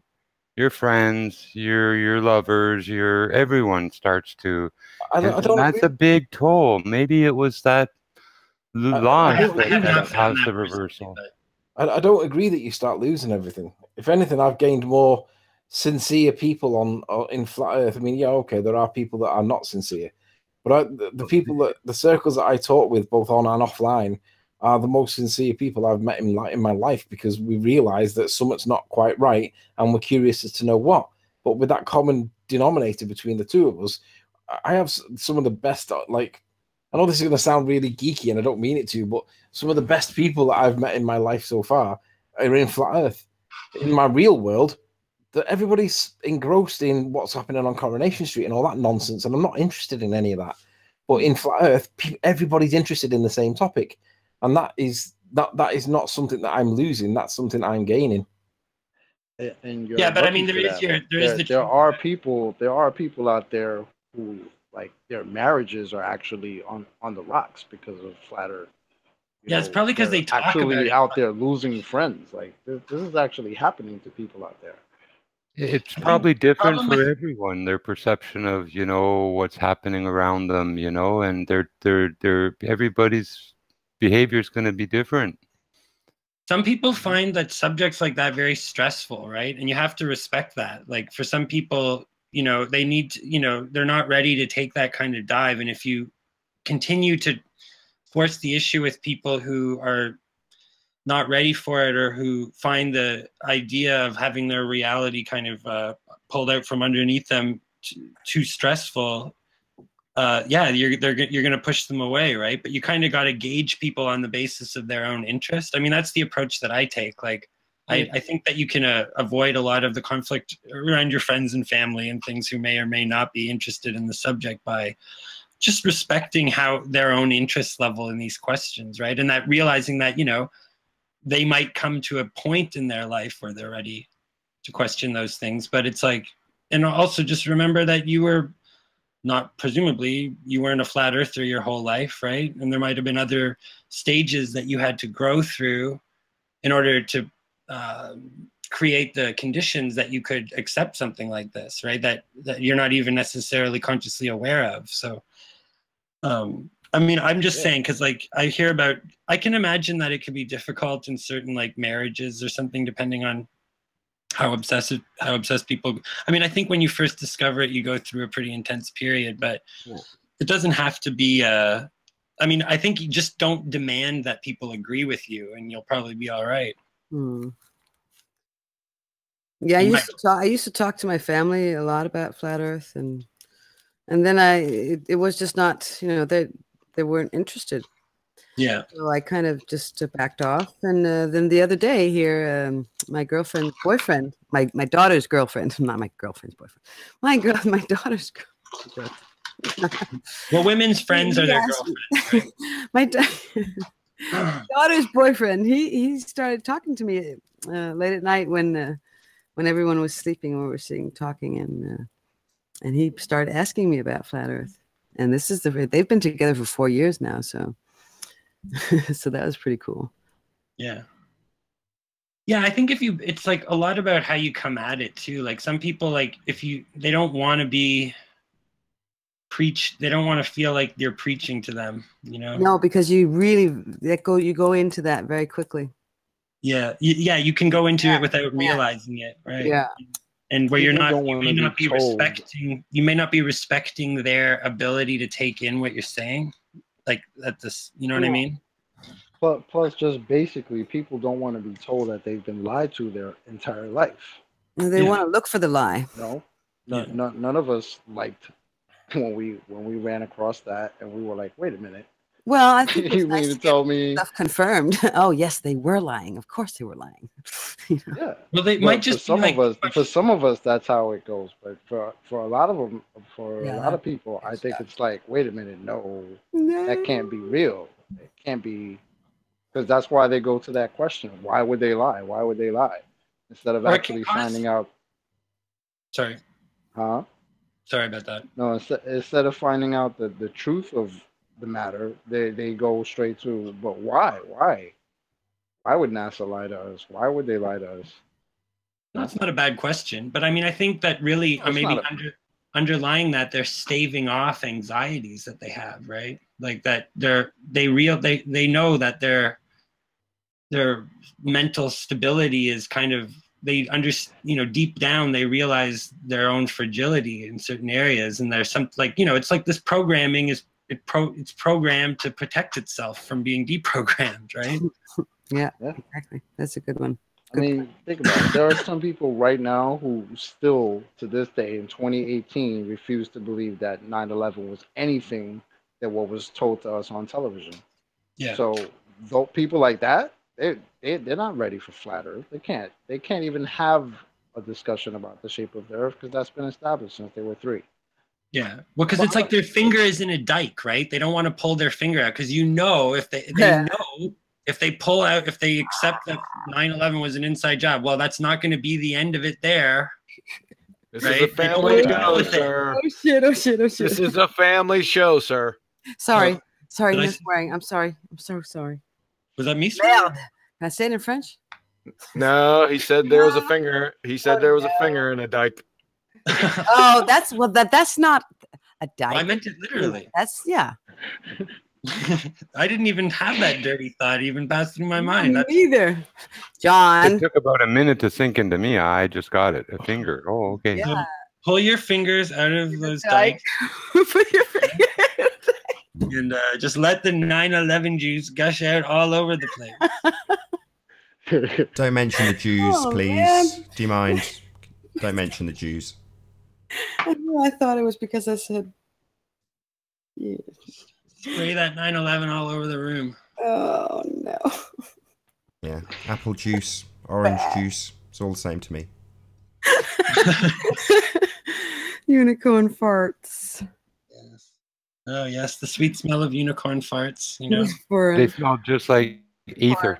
Adam. Give me a cup of ether, I'll believe in ether. Until then, Adam, please. no, but really, like, I'm just imploring you guys to understand. Some people are pretty fragile, and they know it. Yes. Right. Yeah. And so you don't like push them over the ledge. Don't. Yeah, I mean that's not. It is counterproductive. It's not. You know. It's not nice. It's not to say yeah, that. wait till they bring their dog to the fight. You know. Hey Stone, how you doing? Yeah. No, I'm just saying. Like some people really have a lot of other shit. Hold on 1 second. A lot of other- Hey Stone. Hello. Good to have you. How you doing? Thank you very much. Hold on, Zoe. Hello, Stone. Thank you very much. Good to have you. Because like, look, you know, that's like what happens with like people like awake. You know, some people like it, like awake souls, or people like that, right? It's like probably people who shouldn't have gotten into this. Nathan, can we just do a mic test with Stone? Because I'm not sure that was really a person. It sounded like a recording. No, he is. And He's been in nobody the did chat. that He's thing been in that the Alan does where he No, takes he's a straight real on. person. On now. He's a real person. He was in the chat saying, "Oh, I'm going to join one day, I promise." And then I was like, "Dad, just join now." So he did. Thank you very much. Appreciate it. Who are you? See, that sounded like a recording. No. Just count to 3. God, bloody hell, conspiratards. Calm down. Hang on a minute. Stone, count to 3. 1, 2, 3. I'm Okay, fake. given. Fake. Say my name. Say my name. Jesus. Stone. That's Hello. intelligent AI. Who am I? What's in the name? Arose by any other name. Have you ever been in a Turkish prison? No. Oh, wow. No. No. Thanks for letting me join. I appreciate it. You're welcome. All What's are your welcome. position? Are you a baller? Yes. I'm very much a baller. I've been listening to your discussions about engineers. I'm an engineer. I'm a British engineer that moved over to the US. I live in Houston, Texas, so probably imagine I support the NASA position. I don't work for NASA. I do subsea pipelines, so something a bit different. But I've been watching a lot of shows over the last few weeks and find it really interesting. So I'd just love to have a bit of a chat. Are you licensed engineer? No. Did so you say, you're safe. Subsea pipelines? Subsea pipelines, yeah. Okay, now do you actually calculate for R in your projects that lay down these pipelines on So the don't abyssal plains of the oceans? Why don't we just let this guy present his Okay, bit? I'm sorry. Breathe, James. No, it's interesting. I mean, I don't personally. We have people that do surveys. I mean, obviously, as you can imagine, there's a bunch of different things that happen when you when you lay pipelines on the sea. I'm more to do with welding the two things together. But the actual people that do the surveys maybe do. I don't know, but I probably doubt it. To be fair, I doubt it. Why would you doubt it if you're a baller? Surely you'd have to assume that they did. No, because I'm honest. I'm honest, and I doubt general, it. Are relative. they straight, or do they have a slight arc to them? They're straight pipes that you're welding together, eh?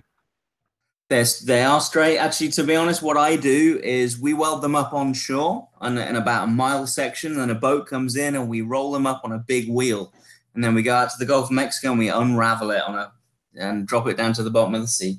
Okay. So they are definitely curved. Well, it's flexible material, so it wouldn't. Flexible doesn't make it curved. Exactly. So it's not a good determiner of the curve. No, but what I would say, they're not rigid pipe. Like railroad tracks at 25 meters per track, the standard measure. None of them have any arc to them, eh? Well, I mean, you need to measure. You need to measure You need to get good dimensions on them. But it does bring up the point about Jaron's experiment with the wire that needs to be taught. I've got to say, I know a lot of people think that's a good experiment, but as someone is involved in construction, you're just never going to be able to do it. I agree. Yeah, there's just too much. It's just going to be too much weight in that 3 miles a section. You know, it's just not an oscillation of the string. If it's out of the water, it will vibrate. It'll resonate. It's not the weight of the water. The weight of the twine. Underwater. It's not the weight of the twine that's the issue. Fishing line, do it underwater. Yeah, I do it on the water. Anthony, it will be. Do it 1 inch under the water. There's not going to be any. If it's neutral buoyancy fishing line, you're not going to have any sag. Once you want to try and get it taut, then you're going to have an issue. That's fine if it's floating on the water, but once you want to get anything taut, yeah, it's not going to be possible. Okay, so say, wait. Stress tests on that filament that he wants, and they do it over 300 yards, not 3 miles. They pull it out over 300 yards and test it. It's never been tested at 3 miles. The smaller the distance, the more chance you're going to get it to work. Yeah.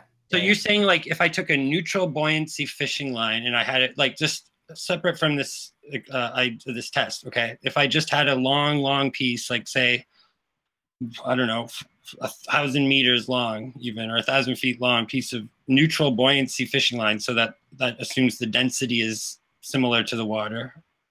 Then, you're saying I could not pull it taut for why? Well, so do that first. Yeah, do that first. I mean, you're assuming that you can do that, and I'm saying that's too simplistic to start with.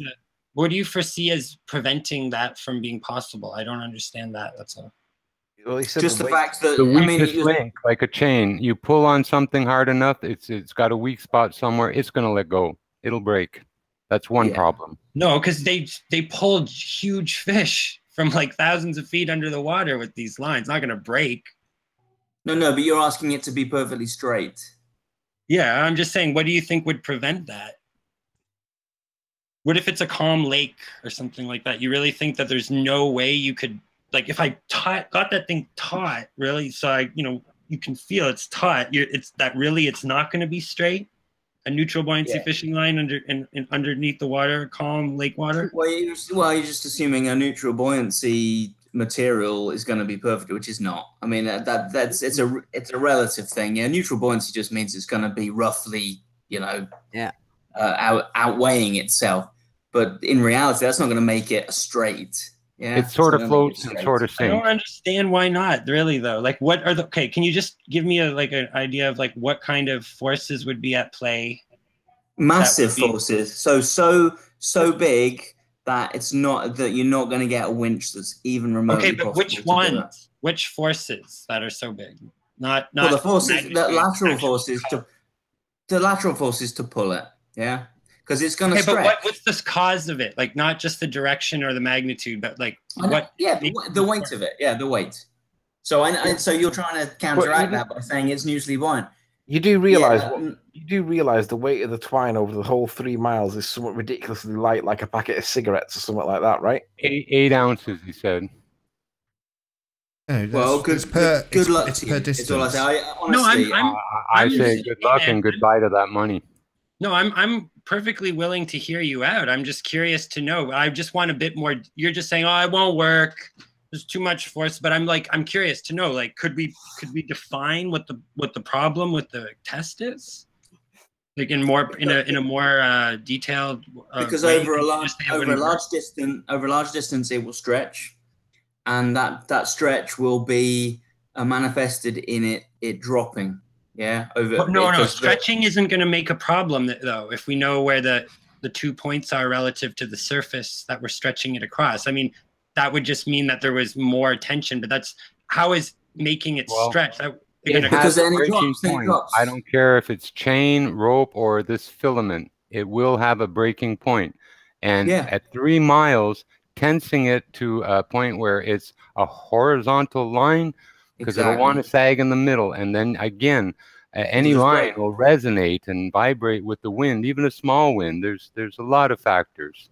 Yeah, but it won't break. You can pull like marlin. This is like you can pull like 200-pound fish from like 2 or 3 miles under the ocean with this stuff. It's not the force is required to do that. He's right. It'll just snap the line. No, if that was true, how could you catch a fish? Hold on. Look, hold on. He's brought up a legitimate.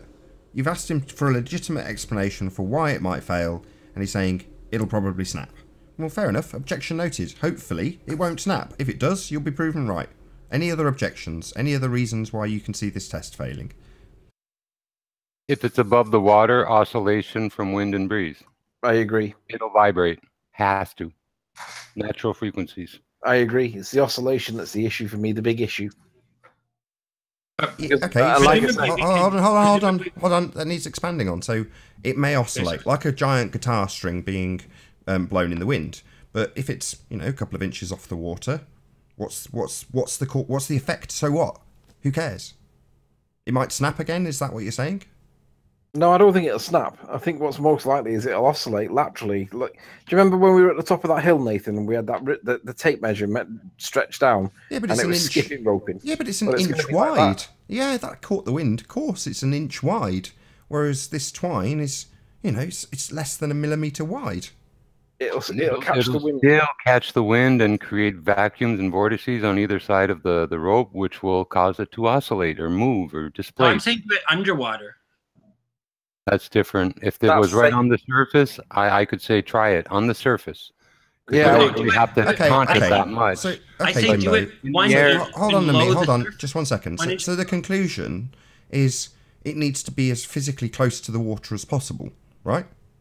No, it needs in my book, on the water. Under the water would be best. 1 inch under the water, then measure it in the middle. Yeah, but the problem with being under the water is it's buoyant, so you got to force it down. Buoyant, neutrally buoyant. You get neutral buoyant fishing line. It exists. Neutral buoyancy. So it has it's the same density as the water. I just said they should stick it on the water and pull it taut and it'll work. Well, I think you could eliminate more variables by putting it just underneath the surface of a calm lake, right? Like say, even a lake, like I think that I've found that there are lakes in Ontario where they're almost exactly 1 mile across. There's so many that you just have the thing, and they're like, sometimes these lakes are like really, really still. Yeah, I got Lake Audie. It's exactly 3 miles from end to end. It's a long, narrow lake, and it's nestled in the mountains, and every evening it's like a mirror. It's just like flat, no ripples, nothing. You can see perfect reflections everywhere. There's barely a breeze that hits it. Yeah, you put the line underneath the water, and then you tighten it up. Like I don't think that you're gonna bend it significantly with any kind of currents or anything at that point. I mean, well, yeah, I think on or 1 inch under is good, but in the air is ridiculous. Yeah, but I don't like in the air either. I like under. I thought of this a long time ago, and I always thought doing it under the water would be the best. He's thinking of doing it at the canal where he did his laser experiment, and the canal is still, it doesn't have any currents. Yeah. Look, can somebody, if somebody's in touch with him, maybe propose to him that he'd try it, maybe do it the way he was going to do it, but also try doing it under the water? He's considering doing all three. Okay. That's good. Because I think I don't know, by my reckoning anyways, I think underwater would be the best. Yeah, I'd start under, then surface, and then lastly, try it in the air. That's my view on it too. That'd be my order. The distance has got to be pretty far, right, to be able to show something. 1 mile should be sufficient, or half a mile even. 1 mile should show 4 inches, or 8 inches. I'm sorry. Yeah. So in the middle. So we've got a thing called a spool base, which is in Mobile, Alabama, and it's basically a long set of racks that we lay our pipelines down on before they get out on the boat, and that's a mile long. And me just thinking about, a piece of wire, the length of that is going to be perfectly straight over the entire length. I just can't see that happening.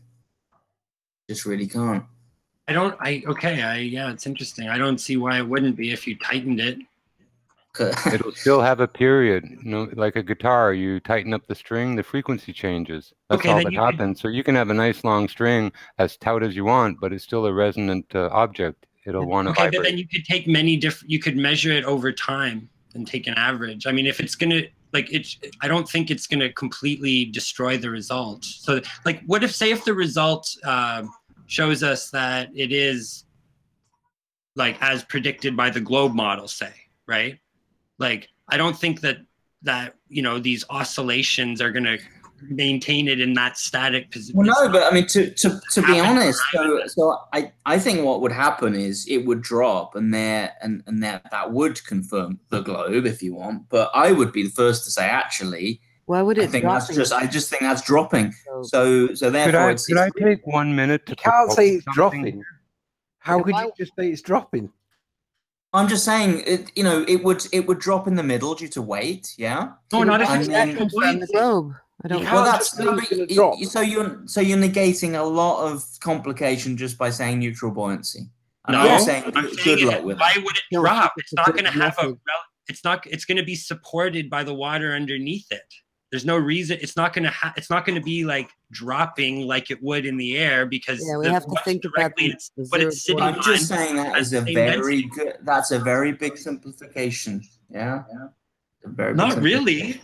It's resting on a similarly dense substance. I don't like. Yeah, I mean, if it's because we're thinking of it in manners of ordinary, we're talking about zero buoyancy wire, so that's different. I think you should suggest something again. Now, it's a simple thing, and I call it a test, but it's actually variable, so it could actually be possibly considered an experiment if it meets the criteria. But say you had a mirror hung vertically so that, it's at 90 or, plumb up and down. 1 mile away, you shine a light at it. Now, those 2 points where the light is and where the mirror is are leaning away from each other because of the curve. Now, if you shine the light on that mirror, it shouldn't bounce right back at you. It should bounce over your head. It should come back at an angle, because 1 mile away, there's 8 inches of curve. So that mirror is sloped. Its face is not plumb with you.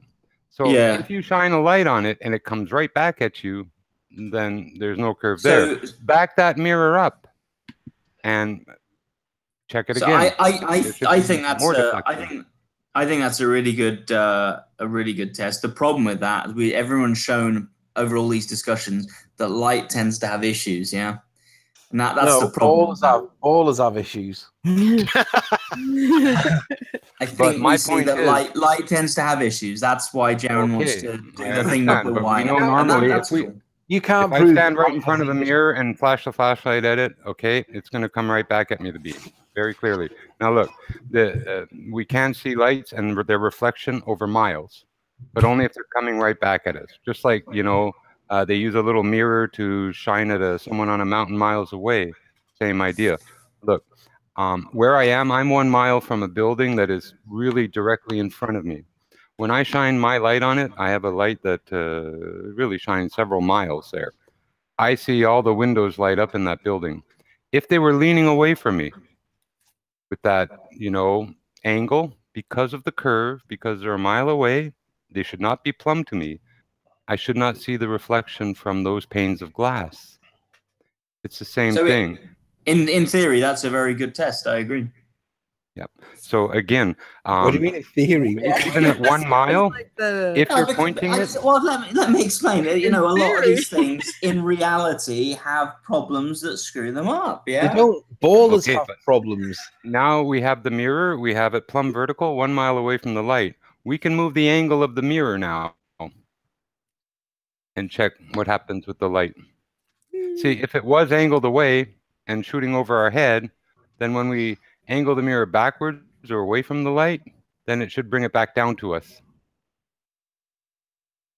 Yeah, true. So I want to address Anthony's point a little bit, because I think that's what kind of gets me on this show, is because so often I hear simplifications of stuff. Yeah, as an engineer, as anybody who works in something that is whatever you work in, you know that once you get into something, it gets very complicated, right? Not really. And yeah, no, it does. Life gets complicated. We see stuff because it's there. Very, very complex. Extreme. Why is it complex? Because we see it. Too complex for you to comprehend. Is that the only issue you have with the show? Don't get me started. No, we've got another 20 minutes. You knock yourself out, mate. I don't mind. Yeah, in fact, let's all go on mute and let's hear these issues, because I'm really interested to know some of the issues. Well, I'm just saying that I think oftentimes if you look at something very, very simplistically, yeah, I don't think that is necessarily the way to do it. Yeah. May I try one simplistic demonstration for gravity and see your opinion on it? Hang on. If you take the view that simplistic views are generally oversimplified, then let's look at the reasons for why the more complicated views would be evidently true or evidentially true. And when it comes to the evidence, you guys can't prove a lot of the things that you accept and believe to be true, yet you think that we're the ones that are crazy. Okay, can I do a Newton with them? Okay, a body at rest stays at rest till a force acts upon it. Correct so far? A microphone on a table, desk, floor, anywhere is at rest, right? Okay. We call that a body at rest. Now, if I pick it up and it's in my hand now, still count as a body at rest or an object with some potential energy? Well, that's it's all about frames of reference at that point. Right? Oh, wow. I'm in a frame of reference now. Okay, well, we'll move on from this. We'll come back to it later, but... No, but I'm just saying... Whoa. Let him state his case. Let me try. Okay. One gentleman fires a .50 caliber straight up in the air. Okay. Now, with the axial rotation, allegedly, of the Earth, when that bullet goes up and comes down, it takes 1 minute and 50 seconds. At the equator, it should move the shooter and the gun 30 miles away. At 45 degrees latitude, it should move the shooter and the gun 15, 16 miles away. Yet that bullet comes back down literally within 100 yards or close enough to kill him. So where's the Coriolis?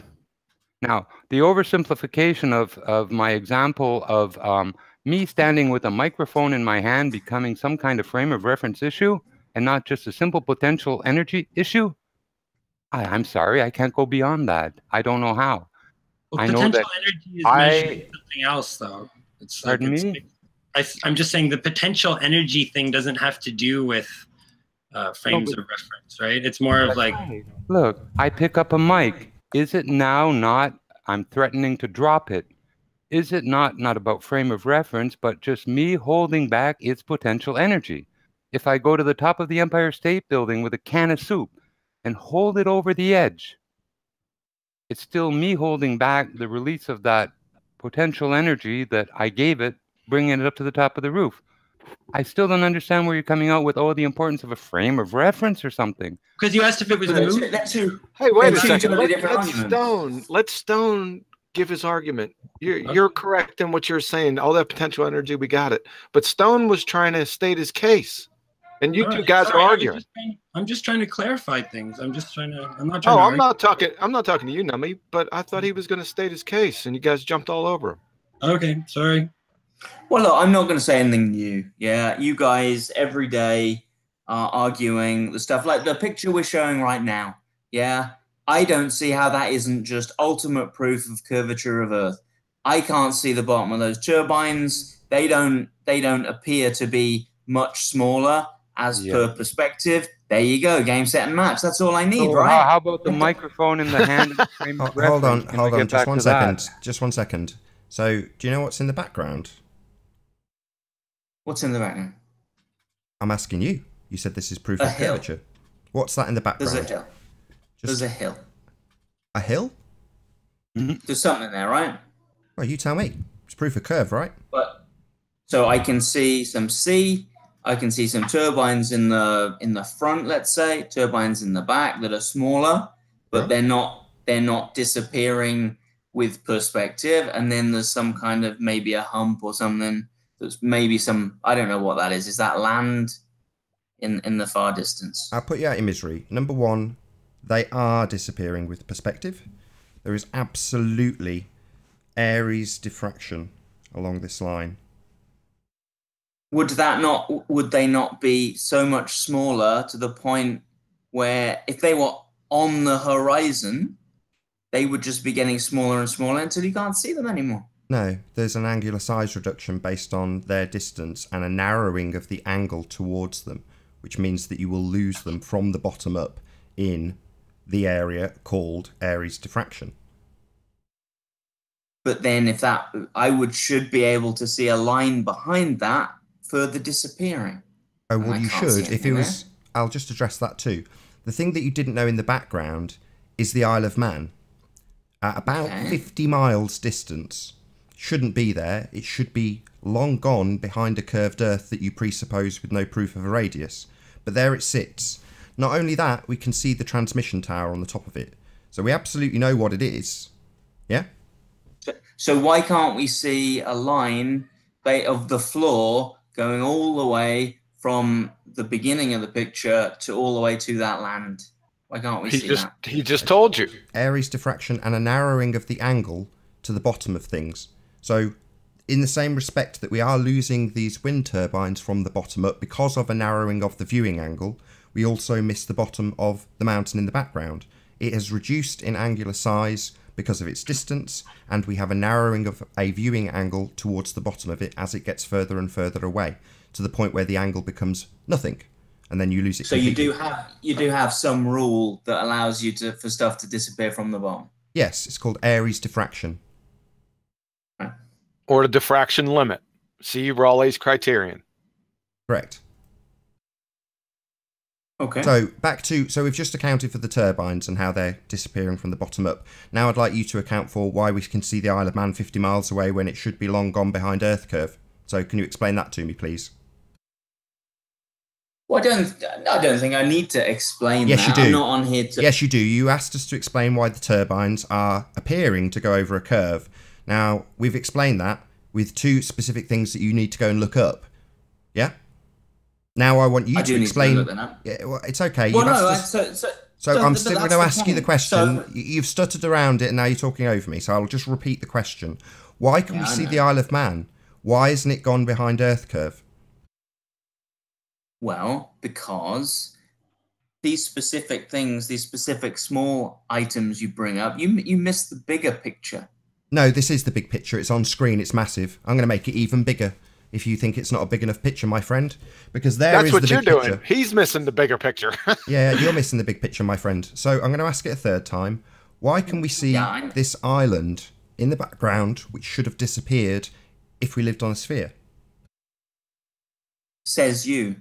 No, so, says your mathematics. Your eyes Sorry, tell you. excuse me.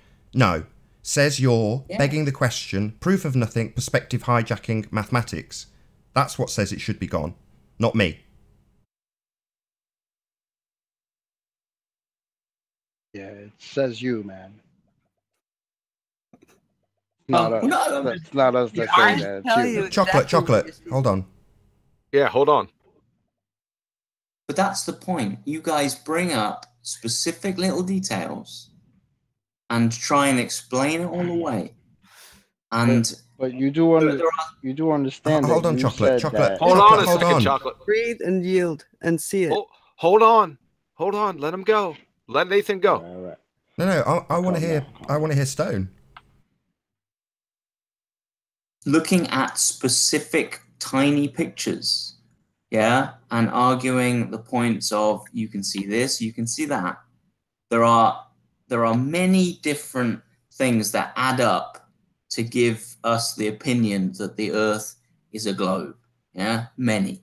Now I know you guys discuss each and every one every day. But there is always an answer. And yes, you've come up with something that I can't counter with because Aries diffraction, I have no idea what that is. So yes, I'll go away and have a look at that. Come back. No, it's okay. That was our explanation for that was our counter to your assertion about what is now just a little picture and not really relevant. So about 5 minutes ago, you told us that this proved Earth curve based on what these wind turbines do. Now we've pointed out an alternative explanation and suddenly it's not an important picture according to you. No, I'll concede that. Fair enough. What's fair enough? I'm saying it's not fair enough. I'm saying it's outrageous and hypocritical. No, I'm saying that that's a good argument by you. Fair enough. I'm saying that's okay. What you're doing is stuttering. I'm stuttering while you still don't give me an answer to why we see that island. Because you think it's gone and I want to know why you think that. Oh, got trolls coming in because we've got somebody's toes to the fire. What a shock. Yeah.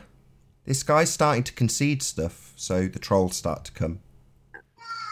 Yeah, okay, no, but let's be fair. He conceded. He said he's going to go away, and he said you made a good argument. So I want to ask you... Trolls. See if we can get a couple of real guests to join. Probably not got more than 5 minutes left. Have we even got that? We're over the 2 hour mark, so I'll probably... So listen, I don't have definitives. What I've got is just... I don't have definitives, and that's the point. This isn't a definitive thing. I'm not going to come on here and get you guys to think any differently. I'm really not, and that's fine. I'm not. That's not what I'm here for. You kind of want to... Hi, Russell. How you doing? I'm really not. It's cool. And that's fine. Filling a spot. You kind of want to... Hi, Russell. I'm filling a spot. It's cool. Okay, just pop yourself on mute. He's filling the spot. Go ahead and turn it off. Turn off the watch page. I'm filling a spot. All right, I've got him on mute now. We're over the 2 hour mark, but you're saying it's not a big deal and you don't have an answer and it's a good argument, but it is just there. You know, our explanation for this is it's just there. We just see it. You know, the simple one that you didn't like, that you thought that gets complicated when you look further into it? So, what I'm trying to get at is that oftentimes there's just a statement that's chucked out there and it's just taken as fact. The Morgal interview that Nathan did the other night. Hold on. Let's keep on topic. Hold on, because we're over the 2 hour mark, which I don't like doing. Sure, I am going to do this. So Anthony's just pointed out that you say that people make things complicated, right? Yeah. Right. We just see this island. It's just there. It's just a picture of an island. I actually said the other way around. I said people make things simple when they're complicated. Oh really? Yeah. Oh well, that's much more interesting. That's no, much what you more actually interesting. said was when you so look people, further into hold on, Anthony. I got this. So what's complicated about this picture? We just see something in it. Okay. Yeah. You are very good at turning somebody's point around on them, Nathan. You are very good at that, and I understand that. And that is one of the reasons why. Shut up! Shut your mouth! Don't tell me what I'm good at. Tell me what your explanation is of this particular picture. I just see a picture of a particular piece of land. I know exactly what it is. It's got landmarks on it. Now, that's a nice, simple explanation. I just see it. It's just there. No further explanation required. Yeah? Why would that need to be... Why would that need anything complicated to be added to that statement? Because the world does need more than just what you see with your eyes, Nathan. That's why. Why? Yeah. Why? Because can you see germs? Excuse me, we are looking at a picture of the Isle of Man. You've got it on screen. Can you see germs? Excuse me, that's a non sequitur. Red herring. No. I see a picture. I see a picture of an island. Yeah, not germs. That's on screen. The audience has got it bigger, because you said it wasn't a big enough picture. So it's nice and big. It's on screen. I'm going to move my mouse over it for the audience. Now, my explanation is I can see it, and I can. So can the audience. They're looking at it right now. Right? I want you to know why that needs to be anything other than that. Why does that statement need to be made any more complicated? You're saying we have to always believe our eyes. It's a photograph. Are you telling me that... Oh, sorry. So are you saying what I'm seeing isn't there? You heard what I said. You are saying I can't trust my eyes? We always have to believe our eyes. So you're saying I can't believe my eyes? I can't believe what I see on screen now? Is that what you're saying? I said you are asking us to always believe our eyes. Do you agree that's a good statement? I'm not. I'm asking you right now. Do you believe that's the Isle of Man? Do your eyes deceive you, sir? No. They don't. So the Earth's flat then? Not necessarily. Why not? We see this island. Your eyes do not deceive you. There's no tricks going on. It's not doctored. I want to know why it would be anything other than an island that we see on a picture. And you're saying it's not. Okay. So if I show you a picture of Earth... No, this is the picture we are talking about. You brought it up because of the wind turbines. Don't want to go to another picture. You picked this one. No, that's the whole point of what I'm trying to get at. You just pick things in isolation. You picked this picture. I did not talk about this picture. You did. You picked it. Fine. But my point is that if you cannot just look at specific little items all the time. Yeah? See, you see how that doesn't work when you yourself said that this very picture that we're talking about is proof of curvature. Those were your words. I still believe it is. However, you've brought up two technicalities which I am clearly not able to, talk about because you are far more well-read on this subject. So fine, fair enough. Okay, you win on this picture. Okay. But all we're going to ever argue is details, right? I mean, we're going to have to look at the details to sort out the problem at some point. So you're just like, it's just details. Really, it's a globe. But what are you're going to have to do the same thing to support your idea as well. It's not any different. It's not a different problem for you, right? It's if not, you're going to argue it, it's going to be the same thing that you're doing. No, I look agree. at the details, try to explain them, and then make. Totally agree. Totally agree. Because the problem happened when you assume that the disappearance of the bottom of the turbine was the proof of the curvature. And then when Nathan asked you, so then why do we see this land in the back that's 50 miles away? Like, why do we see that if the bottoms of these turbines, which are right here, are disappearing because of the curvature? Why do we see that land? And that's where the problem came in. You don't have an explanation for that. My problem, our explanation is because it's right there. Yes, but so there's two things there. One is the lack of me being able to answer that question right now doesn't necessarily mean what you said is true. Yeah, so you can say a bunch of things which I can't prove either way. doesn't make them true. So that you've said two things there, which I can't prove because I don't know enough about this picture. Yeah, doesn't make it true. Yeah. But that's not where the whole thing begins and ends, right? There's a lot more evidence under consideration. That's what I'm saying. And you guys want to look at the evidence all in isolation, you know, but if you look at we're only talking about this picture because I know that's what I'm saying. Yes, in pointed isolation. This picture out. No, we don't want to look at it. You have to look at one of many examples. Yeah, you have to look at each detail as what it is. I mean, we don't draw these conclusions based on one picture, if that's what you're implying. Like it's that would not be silly. But I think that, like I say, this complaint that you have about this argument is it's just the same on your end, right? Like if you're gonna prove your model or prove your idea, you're gonna have to just go through the same thing of the accumulation of evidence, and then when you're looking at one piece of the evidence, we can be like, well, you're just looking at one piece of evidence. Why are you focusing on that? You can't focus on all the evidence simultaneously. You have to do it one at a time. That's just how it, unfortunately. Hey, Nami, make sure he skips the details, okay?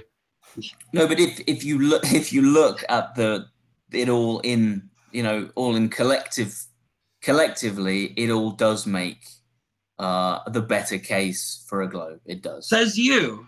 Well, obviously we differ on that, right? But it's like, I'm just saying that your complaint. No, I'm just saying. Oh, that's an argument to popularity. You got to get detailed with us. Each claim, right? So you have to scientifically validate it. So please.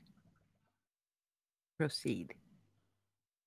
I'm just curious to know, like, what really keeps you, like, what makes you so confident that it's a globe? I'm really, like, how, if you had to prove this in a court where the judge really didn't know, I guess my bigger thing, the reason that drives me to come on the show, that kind of frustrates me, is that you guys, and I don't think it's in a nefarious way, you guys seem to presuppose that you know better than everybody else on these subjects. And I'm the first to admit, I admitted it here, that you bring up two things, I'm like, fair enough, I don't know. But you guys know. You guys know about everything. Absolutely everything. And I just wonder how you know that. That's just a generalized, baseless assertion. Listen, most of us have done our homework. We're not going to apologize for that. Now, get to your evidence. Well, no, that's just another one of these things where you don't think the Globers think they know as well. Yeah, we have a difference of, we're arguing an opposite and different point. Right? No, but it's different. It's different because when you're bringing up a point, you don't have the subject expert you're debating with. You're not debating that because frankly, they don't want to waste their time. For instance, they don't want to waste their time. Okay, so our problem is we don't listen to the authorities. That's what you're saying. That's what I heard. Let's get specific. For instance. For instance, what? Oh, that's right. I forgot you don't want to deal with details. Okay, sorry. Well, name any of them. I mean, I don't know. Yeah, there's been a bunch of them over the last few days. Is that how long have you been here? Just a few days? We have to treat these arguments one at a time. So if you have something that you feel you can prove or disprove with regards to specific things that have been covered, then yeah, bring it on, man. Mm-hmm. But don't make these generalized arguments. Oh, you guys just don't listen to subject matter theories. Yeah, we don't. That's obvious. We know that. And why not? Why not?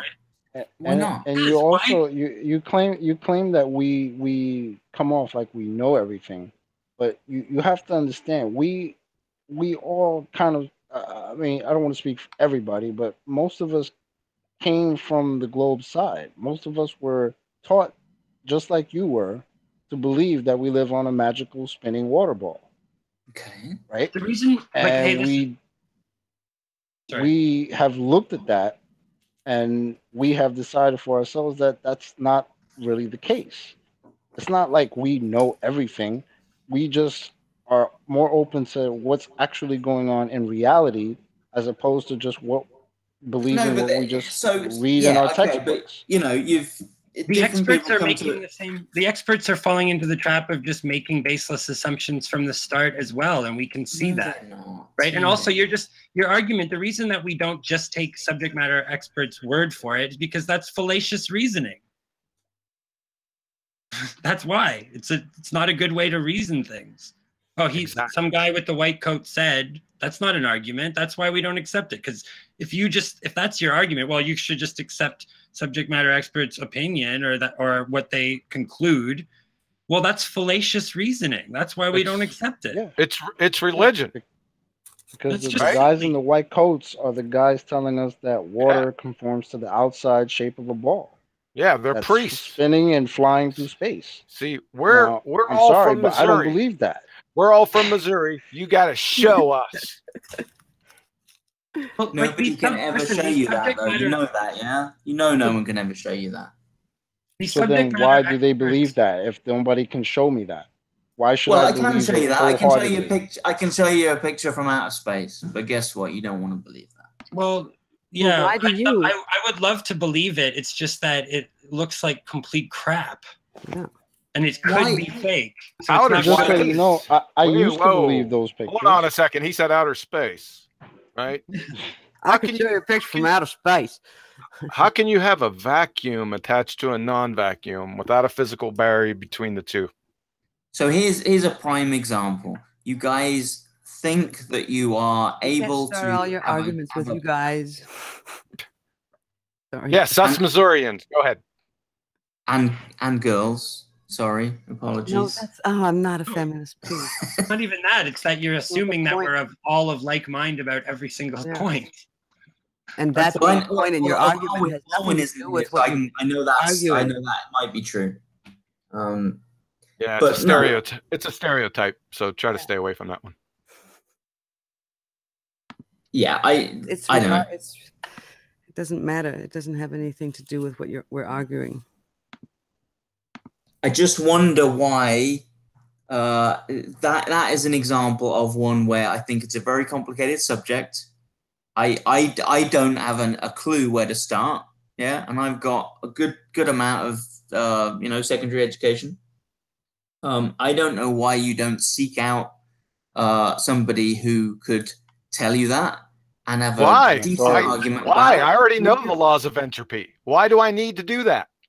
Dude, this is an open panel discussion. We're seeking out whoever wants to come argue it. We're willing I'm saying I'm just a little bit dubious. You've got all the answers. I'm a little bit dubious. You've got all of the information to make this. Don't be generalized. Come on, get specific. This is just another generalized, baseless assertion. Get specific. What about your vacuum of space? The laws of entropy, you don't need to be a rocket scientist to figure these out, right?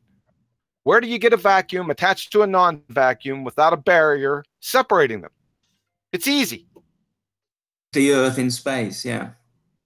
That's the point. A lot of these, you want to have an experiment that's a miniature version of it.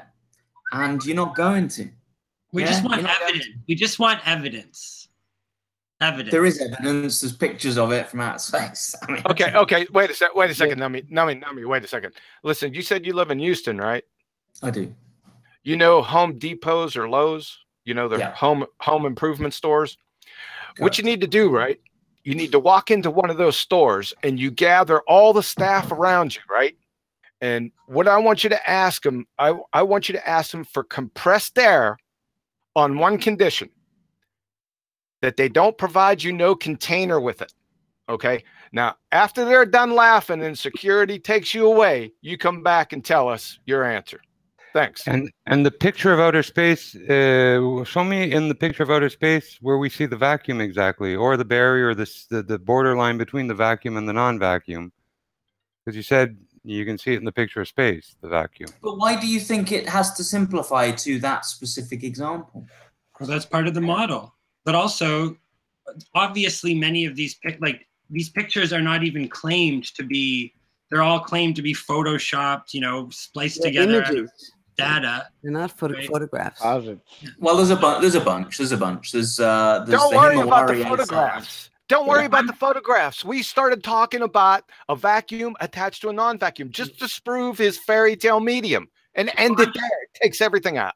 I agree, but he just brought up a photograph of the Earth from space as somehow explaining the vacuum next to the atmosphere, which doesn't really make any sense, because we would like an explanation of how that is mechanically possible, right? Apart from the photograph. Well, because because I know where this leads. It leads into me saying it's gravity, and then it's you saying, "Well, I don't believe in gravity." But is that what you really believe, though? Yes, you yes, believe it that is. it's gravity? Yes, Wait, yes, let's stick Yes, with the entropy. Let's stick with the laws of entropy. The vacuum against a non-vacuum, or pressurized gas pressure without a container, right? You need to go to Lowe's or to Home Depot, and I want you to do that. Why do you think it's the same thing? Why do you think that example can cover something on the scale of the Earth that is vast out in space? Why do you think that covers Scale the same doesn't have anything to do with it. Why not? I'm saying it does. Why do you think it doesn't? If you're dealing with laws, it doesn't, right? It's just saying that is not, in principle, that doesn't work. Regardless of scale, it doesn't matter if it's... Well, I'm saying, that's exactly what I'm saying. My whole point starting this was the fact that the complication in it is very important. It makes it worse for you. The scale makes it worse for you. No, you've proven my point, because you're just saying I'm looking at a simplistic case where one is the same as the other. I'm saying it isn't. It's not the same, and that is the difference. What are you talking about? What are you talking about? Natural law. You cannot take a small test and apply it to something the size of the Earth and expect it to be the same. It's worse for you. What are the laws of entropy? Do you know them? Not to quote to you right now. That's what I thought. Have a nice day. So the little things and big things aren't equal. So we can do microchemical determination, but that won't work on a large scale. I'm saying that the thing you're quoting about a gas canister is not equivalent to the atmosphere of the Earth. Yes, I'm saying that. Okay, but then you're satisfied with gravity as this explanation, and then we could question that. Yes, we could question that, because so you think space-time bends, and it's creating this four-dimensional... No, I have no idea about it. I don't know. I don't know. What I mean, frame of reference are the air molecules in? If you don't know, then you should be a little more open-minded about it all. How about that? Well, I agree. Well, I mean, you're saying what's the cause of gravity. I mean, that's. I don't think you need to get into what's the cause of gravity to know that it's doing something. But it's only doing something because somebody's Are you hearing yourself? Are you hearing yourself, sir? Do I need to know what the cause of gravity is for it to actually to know what it does? That's what you're asking. I would say that when you were talking about it breaking the other laws of physics, then particularly yes, in that case. I'm not saying it's breaking any laws of physics. I'm not saying that at all. I'm just saying that you're applying a very simplistic case, saying that the Earth can be modeled by a gas canister. I'm saying I think that's probably a bit simplistic. Yeah. No. He's saying how can you're there be saying that gravity pressurized system? He's saying how can there be? He's not talking about scale. He's saying how can we have a vacuum attached to a pressurized system? It's a valid question. You're saying gravity is the cause of that, and that's not supposed to be complicated? And then you're saying you don't know how gravity works, but there's a theory in place that is accepted by, that's accepted by conventional physics, but then you're disowning what that explanation is. It doesn't matter what the explanation of gravity is. Yes, it does. Why? You have to be able to define it. Because if you're going to make a rational argument and you're going to claim a cause, you can't just be like, well, it doesn't matter what the cause is. It's just there. So therefore, you have to and there is a model. There is an explanation that's given. It's just really, really, really silly. I get the sense that you already understand that part. So you defer to the silly talk. As soon as he invokes gravity, he's already invoking a cause, whether he likes it or not. It's either space-time curving or mass attracting mass. Pick one. I think mass attracting mass. Mass attracting mass. Okay. Okay, fine. If you want me to say that, mass attracting mass. Okay, well then you already are a complete outlier, because you're not accepting what the conventional. So you're pretty far out already if you think it's mass. No. What I'm saying is that's irrelevant. That's irrelevant to what I'm saying. I'm saying there isn't a defined boundary. Yes, that's my argument. There isn't a defined boundary it is a graduation from the ground up of a to vacuum. the atmosphere. And Where'd you that get is pressure? that is why it doesn't just get Where sucked did away. you get gas pressure to begin with to have a pressure gradient? From gravity. Here we go, round and round. The problem with how you're arguing this, really? Like, No, I you don't see any problem with that. Okay, but then you don't look. So they've when pointed out I start that you were questioning you, honest, no, right? but when I start asking you questions about this gravity thing, then you just start dodging it completely. Why is that? Like, you don't want to take. No, because there's no relevance of why gravity's there. They were just saying that we're talking about. Sorry, what we're talking I've got to about interrupt you. I'm really sorry, but you've literally just said that the reason we have gas pressure next to a vacuum without a barrier is because of gravity. Yeah. Right. So you're invoking gravity. So, yeah. Well, you've just said it's not important. You're the one invoking it and simultaneously saying that's not relevant, that's not important. Right? How can it simultaneously be the very thing that makes your argument and it not be important at the same time? Explain that to me. You want me to explain what gravity is, though? No, I want you to explain how it can simultaneously not be relevant or important and ultimately be your answer when asked how do we have a pressurized system next to a vacuum. It's your answer to that question, and it's also, according to you, not that important. I don't get it. There's a contradiction. Well, you're arguing semantics as you always do, Nathan. It's not semantics, it's a very specific question. How can something be simultaneously the actual cause of your effect and not important at the same time? How do you have this glaring contradiction? That's not semantic. No, I didn't say That's pointing out a the gravity contradiction. That's not semantics. That's pointing out your contradiction. The cause of gravity and gravity are basically the same thing when you're invoking gravity to explain what you're trying to explain. Like, to say the cause of gravity isn't important is tantamount to saying that gravity isn't important, even though you're invoking it. No, it's not. You don't. One doesn't have to follow the other. Oh, it absolutely does. I'm more interested in like start trying to like. Okay. You know why the explanation for gravity is so silly? I don't care. I don't care. It's a simple thing, right? I want to go and I buy I'm hungry. I want to go and buy a sandwich. So you're saying I need to give you the explanation of why my stomach is hungry, yeah, to be able to be hungry. I'm telling you, I don't need to know why I'm hungry right now. I'm just using hunger as the concept. I'm using gravity as the concept. I'm not telling you that I need to know exactly what causes gravity. Yeah. We know the effects of gravity, and I'm using that in the analogy of why the atmosphere varies with height. Right, lies the contradiction. Yeah? You're saying the effect of gravity and simultaneously using it as a cause. Yeah, that's the same thing. No, cause is different to effect. No, but really, how can that not be important to you personally?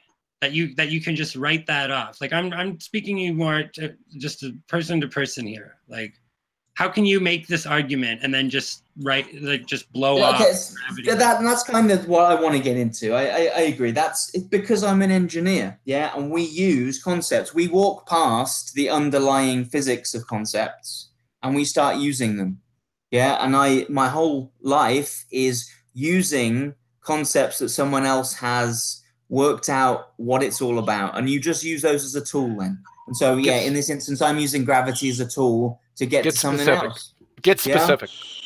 We need specifics here. You're not allowing yourself to delve into those aspects yourself. Like you're just going to. I'm saying there's an expert that knows that. There's no point in me trying to pretend I'm an expert. Yeah. And so I'll try and use that as a concept and move on from it to say something else. So pink unicorn farts, in other words. I'm sorry? So pink unicorn farts is exactly what you're trying to put forward here. Because you don't know what it is. So you're not the guy. What if you came across one of those, something that just didn't make sense to you? Would you just accept it? Like, oh, somebody already figured it out, so I'm just going to go with it. Or would you question it? because that's what we're doing. We're I think questioning you've all got. these I things think that you've we got to were have taught. I think you've got to have a limited amount of knowing that, thinking that you know better to question something. Yeah. No better fair than enough. who? Why? Yeah, we know the laws of entropy. Hold on, I want to hear his answer. Hold on. Okay, I want to hear his answer. Good. But do you really? Do you know it inside out to the point where you could always get the right answer on everything that in this world, and you could just work it all out and always know the right answer? Here we go again. No, That's not what we're saying. you We're were saying we asked can a question. we're Sorry. seeing contradictions. Yeah. We're seeing But that seems contradictions. to be a big internal issue for you. in the explanation. We're finding contradictions within the explanation and contradictions between the explanation and the evidence that we can measure and perceive ourselves. So well, I'm just saying, I think it's more. No, we're not claiming to explain everything. We're just claiming that we see exploring. problems with someone else's explanation. We're exploring it ourselves. That's like we don't claim to know what causes things to accelerate downward, but we accept that that happens. But we just don't think that the come on. I mean, you guys were just on. I know what makes things go down. You pick us them up guys and you again. drop them. You give them energy and you release All right. it. Yeah.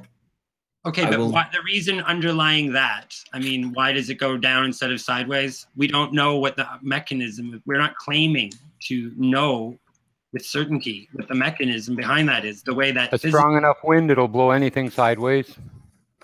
So you weren't just really down on me that I didn't know the intricacies of how gravity's supposed to work. Well, not when you're invoking it as a cause for something that doesn't make any sense, like a vacuum attached to a pressurized system. Yeah. It doesn't make any difference anyway. Even if gravity, fairy tale gravity existed, it has no effect on entropy.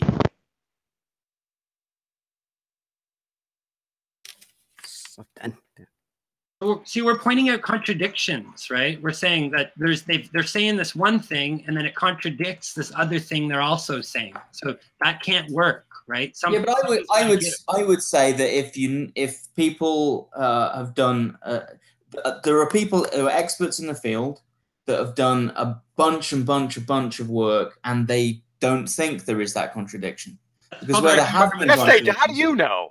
Who? And that just means they're automatically. Wait a right? second. Who?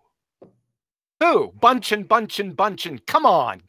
Well, because if there are things that are still contradictions out there, they are still looking into it, and there are a lot of things people are still looking into. Yeah, we are. No, but we are. Hold on. So a moment ago you said there are certain things that we should just accept and not question. Now you're saying again a contradictory statement that we should. Said that. Yeah, you did.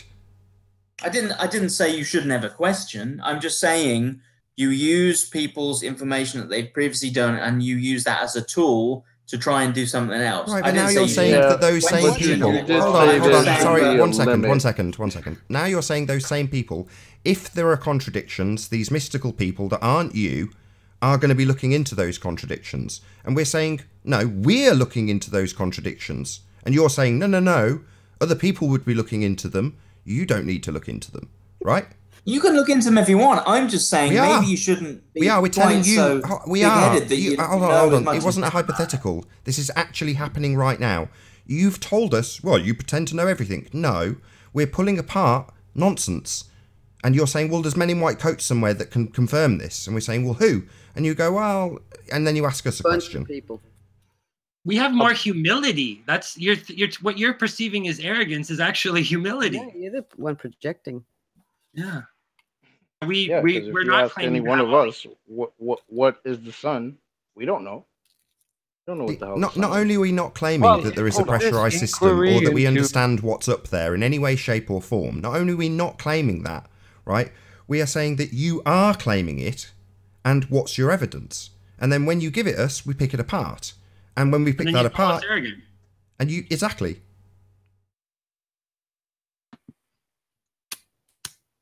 So we're arrogant to question the authorities. Like that's such a come on, man. It's just a really weak. It's really uninteresting. Imagine you're in a movie and you had the part of the guy who said that. This is that movie. It's like being an adult and asking to go to the bathroom. Yeah, that's ridiculous.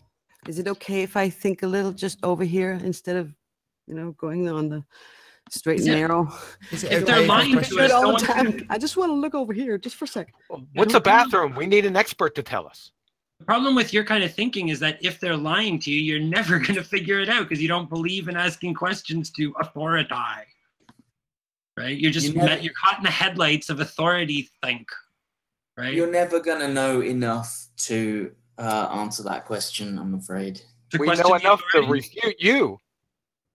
It's not to refute everybody else. Not a competition. Oh yeah, bring everyone else in. Hold on. We're missing the point. Hold on, Stone. Sorry, I've got to get this in. You're missing the point, right? We've asserted nothing, right? But we are saying that the powers that should not be, the authorities in charge, say there is a pressurized system next to a vacuum. Yeah. So we are repeating what someone else asserts to you and us, and we're saying it doesn't work for this, and this reason. Yeah, that's not arrogance. It's just pointing out holes in a story. That's fine. That's fine. But then you call them idiots and the fact they've got it wrong. So maybe you're just missing one of the little bits. Yeah. Really? Like what? Well, tell us. Because this is the point normally where someone makes an accusation like that we would say, okay, this isn't our claim. It's your claim. So you've got to back it up with evidence. Yeah, really what you're just doing is whining about the context of the conversation, right? Rather than just have the argument. If we're arrogant, fine. Doesn't mean you can still argue with us. I mean, you can have all these perceptions about our motives and our psychology, but it really doesn't have any bearing on the subject at hand. If you can prove your assertion, you can prove your assertion, whether we're however arrogant we are or are not. Right, so why argue about that? You're just it just comes down. You're just whining. Hello. Hello. Hello. Good night. Good night. Yeah. All you're doing is asserting your belief, basically, Stone. You're saying, I believe this is what causes that, and I'm happy to accept it. And when we point out the flaws in it, you're saying, well, maybe there's a bit you don't understand. Wouldn't you say that that's arrogant? Yeah. Well, I'll just respond and say maybe there's a bit you don't understand. Yeah, well, it's not my assertion to understand. Hold on, it's not my assertion. It's yours. So shouldn't you understand your assertion? Why is it that we understand things like entropy and you don't? When it's your assertion about your globe model that you think you live on and are here to tell us all about how we're wrong when we debunk it.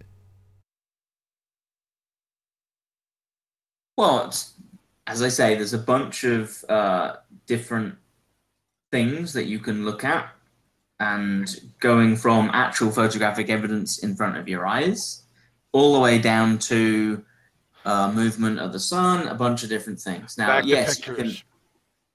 Back to pictures. We're not talking about that. We're talking about a vacuum against a pressurized system without a physical barrier separating them. Stay on top. Yeah, good luck with that one. So, I mean, it's... What's so funny? Because things on that scale, you're not going to find... Yeah, here we go again. At the end of the day, I'm not here, to give you some amazing proof. If that was possible, it already would. If that was possible, it already would have been done.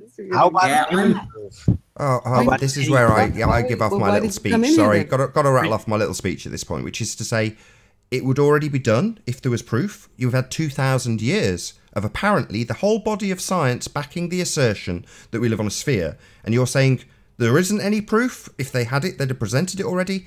That's our argument. I'm saying that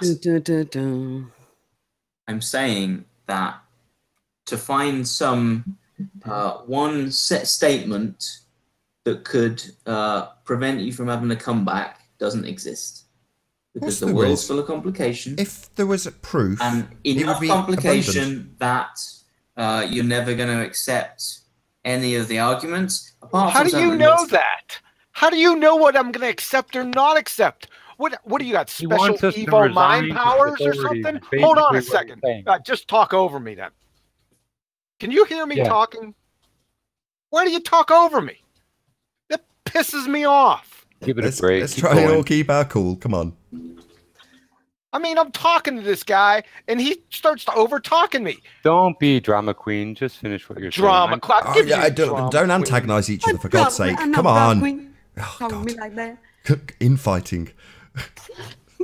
I'm done. Adam! Adam's not going to save us. Sometimes It's we a full overtalk panel. each other because we can't see each other. Okay, so just I think we all put our cameras on, each and every one of us. Let me insert something here. I think Nico basically arguing that it's just too big. It's just too big, so he can't prove that there is a vacuum next to a pressurized system. But yeah, you know what? You can actually overcome that obstacle by extremifying the forces. For example, if you make a very extreme centrifugal setup, then you can basically scale down the distances by applying extreme forces. So if you, in a centrifugal setup, you could basically create a vacuum next to a pressurized system, then you could prove your case. That's not going to work out now, is it? Well, it's like the worst example ever too, because if there's anything that was ever scalable, it's a pressurized system of gas. It's like the most scalable thing ever, really. Exactly. It gets worse for him. I think what he's saying is that it's too complicated for us. We should just resign to the authorities and let them tell us how. Yes, you are. No, I'm not. No, I'm not saying that. I'm just saying that it's too big. Then just scale it down by extremifying the forces, and you will be able to prove your case. But it's not going to happen, because if you try to, then you'll be proven to be incorrect. But like, okay, why don't you explain about why you think it isn't scalable? Because you're just like, oh, it's not scalable, but you need to back that up too. Like, what? Okay, at what scale would it be scalable? Like, when does it become unscalable? At what scale? I am not an expert on that. Yeah, I'm not an expert. I'm the first to admit that. Now, but what I would say is the one about water adhering to a globe. I mean, there's one I can conceptually argue a bit better. Yeah, that clearly isn't scalable, and it's a similar thing. I mean, you are never going to see an experiment that is going to demonstrate that. Yeah, so you're not going to see it. So.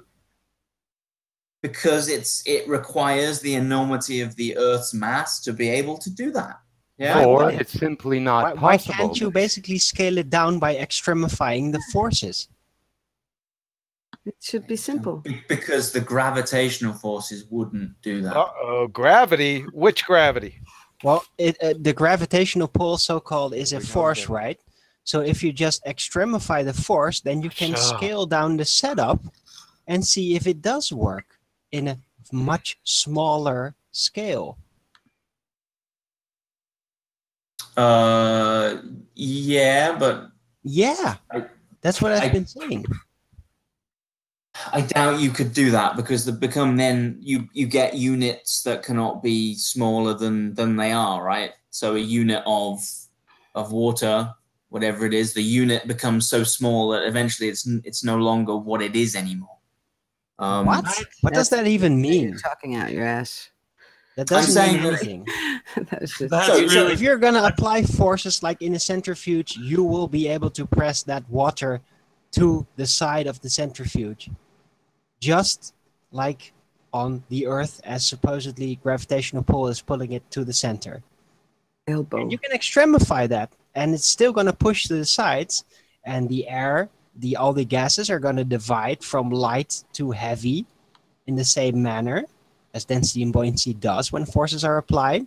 So at what point does the vacuum actually start to set in at the center with extreme because forces? you do have to realize that what you're saying to us right now is the quintessential issue, because every time we bring this up, the great scale negator pops up and you say scale, scale, scale, but you have no verifiable experiment or evidence. All you have is a metaphysical thought exercise. And with that, I'm going to say first and foremost a huge, massive, enormous thank you to all of the debating panel for making this debate possible, and of course a massive thank you to all of the audience for tuning in and hopefully sharing this debate. If you hated the show, you know exactly what to do, but if you like the show, maybe consider sharing it with a friend or subscribing if you have not done so already. I've been Nathan Oakley, and I'll see you all in the next video. Oh, what a day! What a lovely day!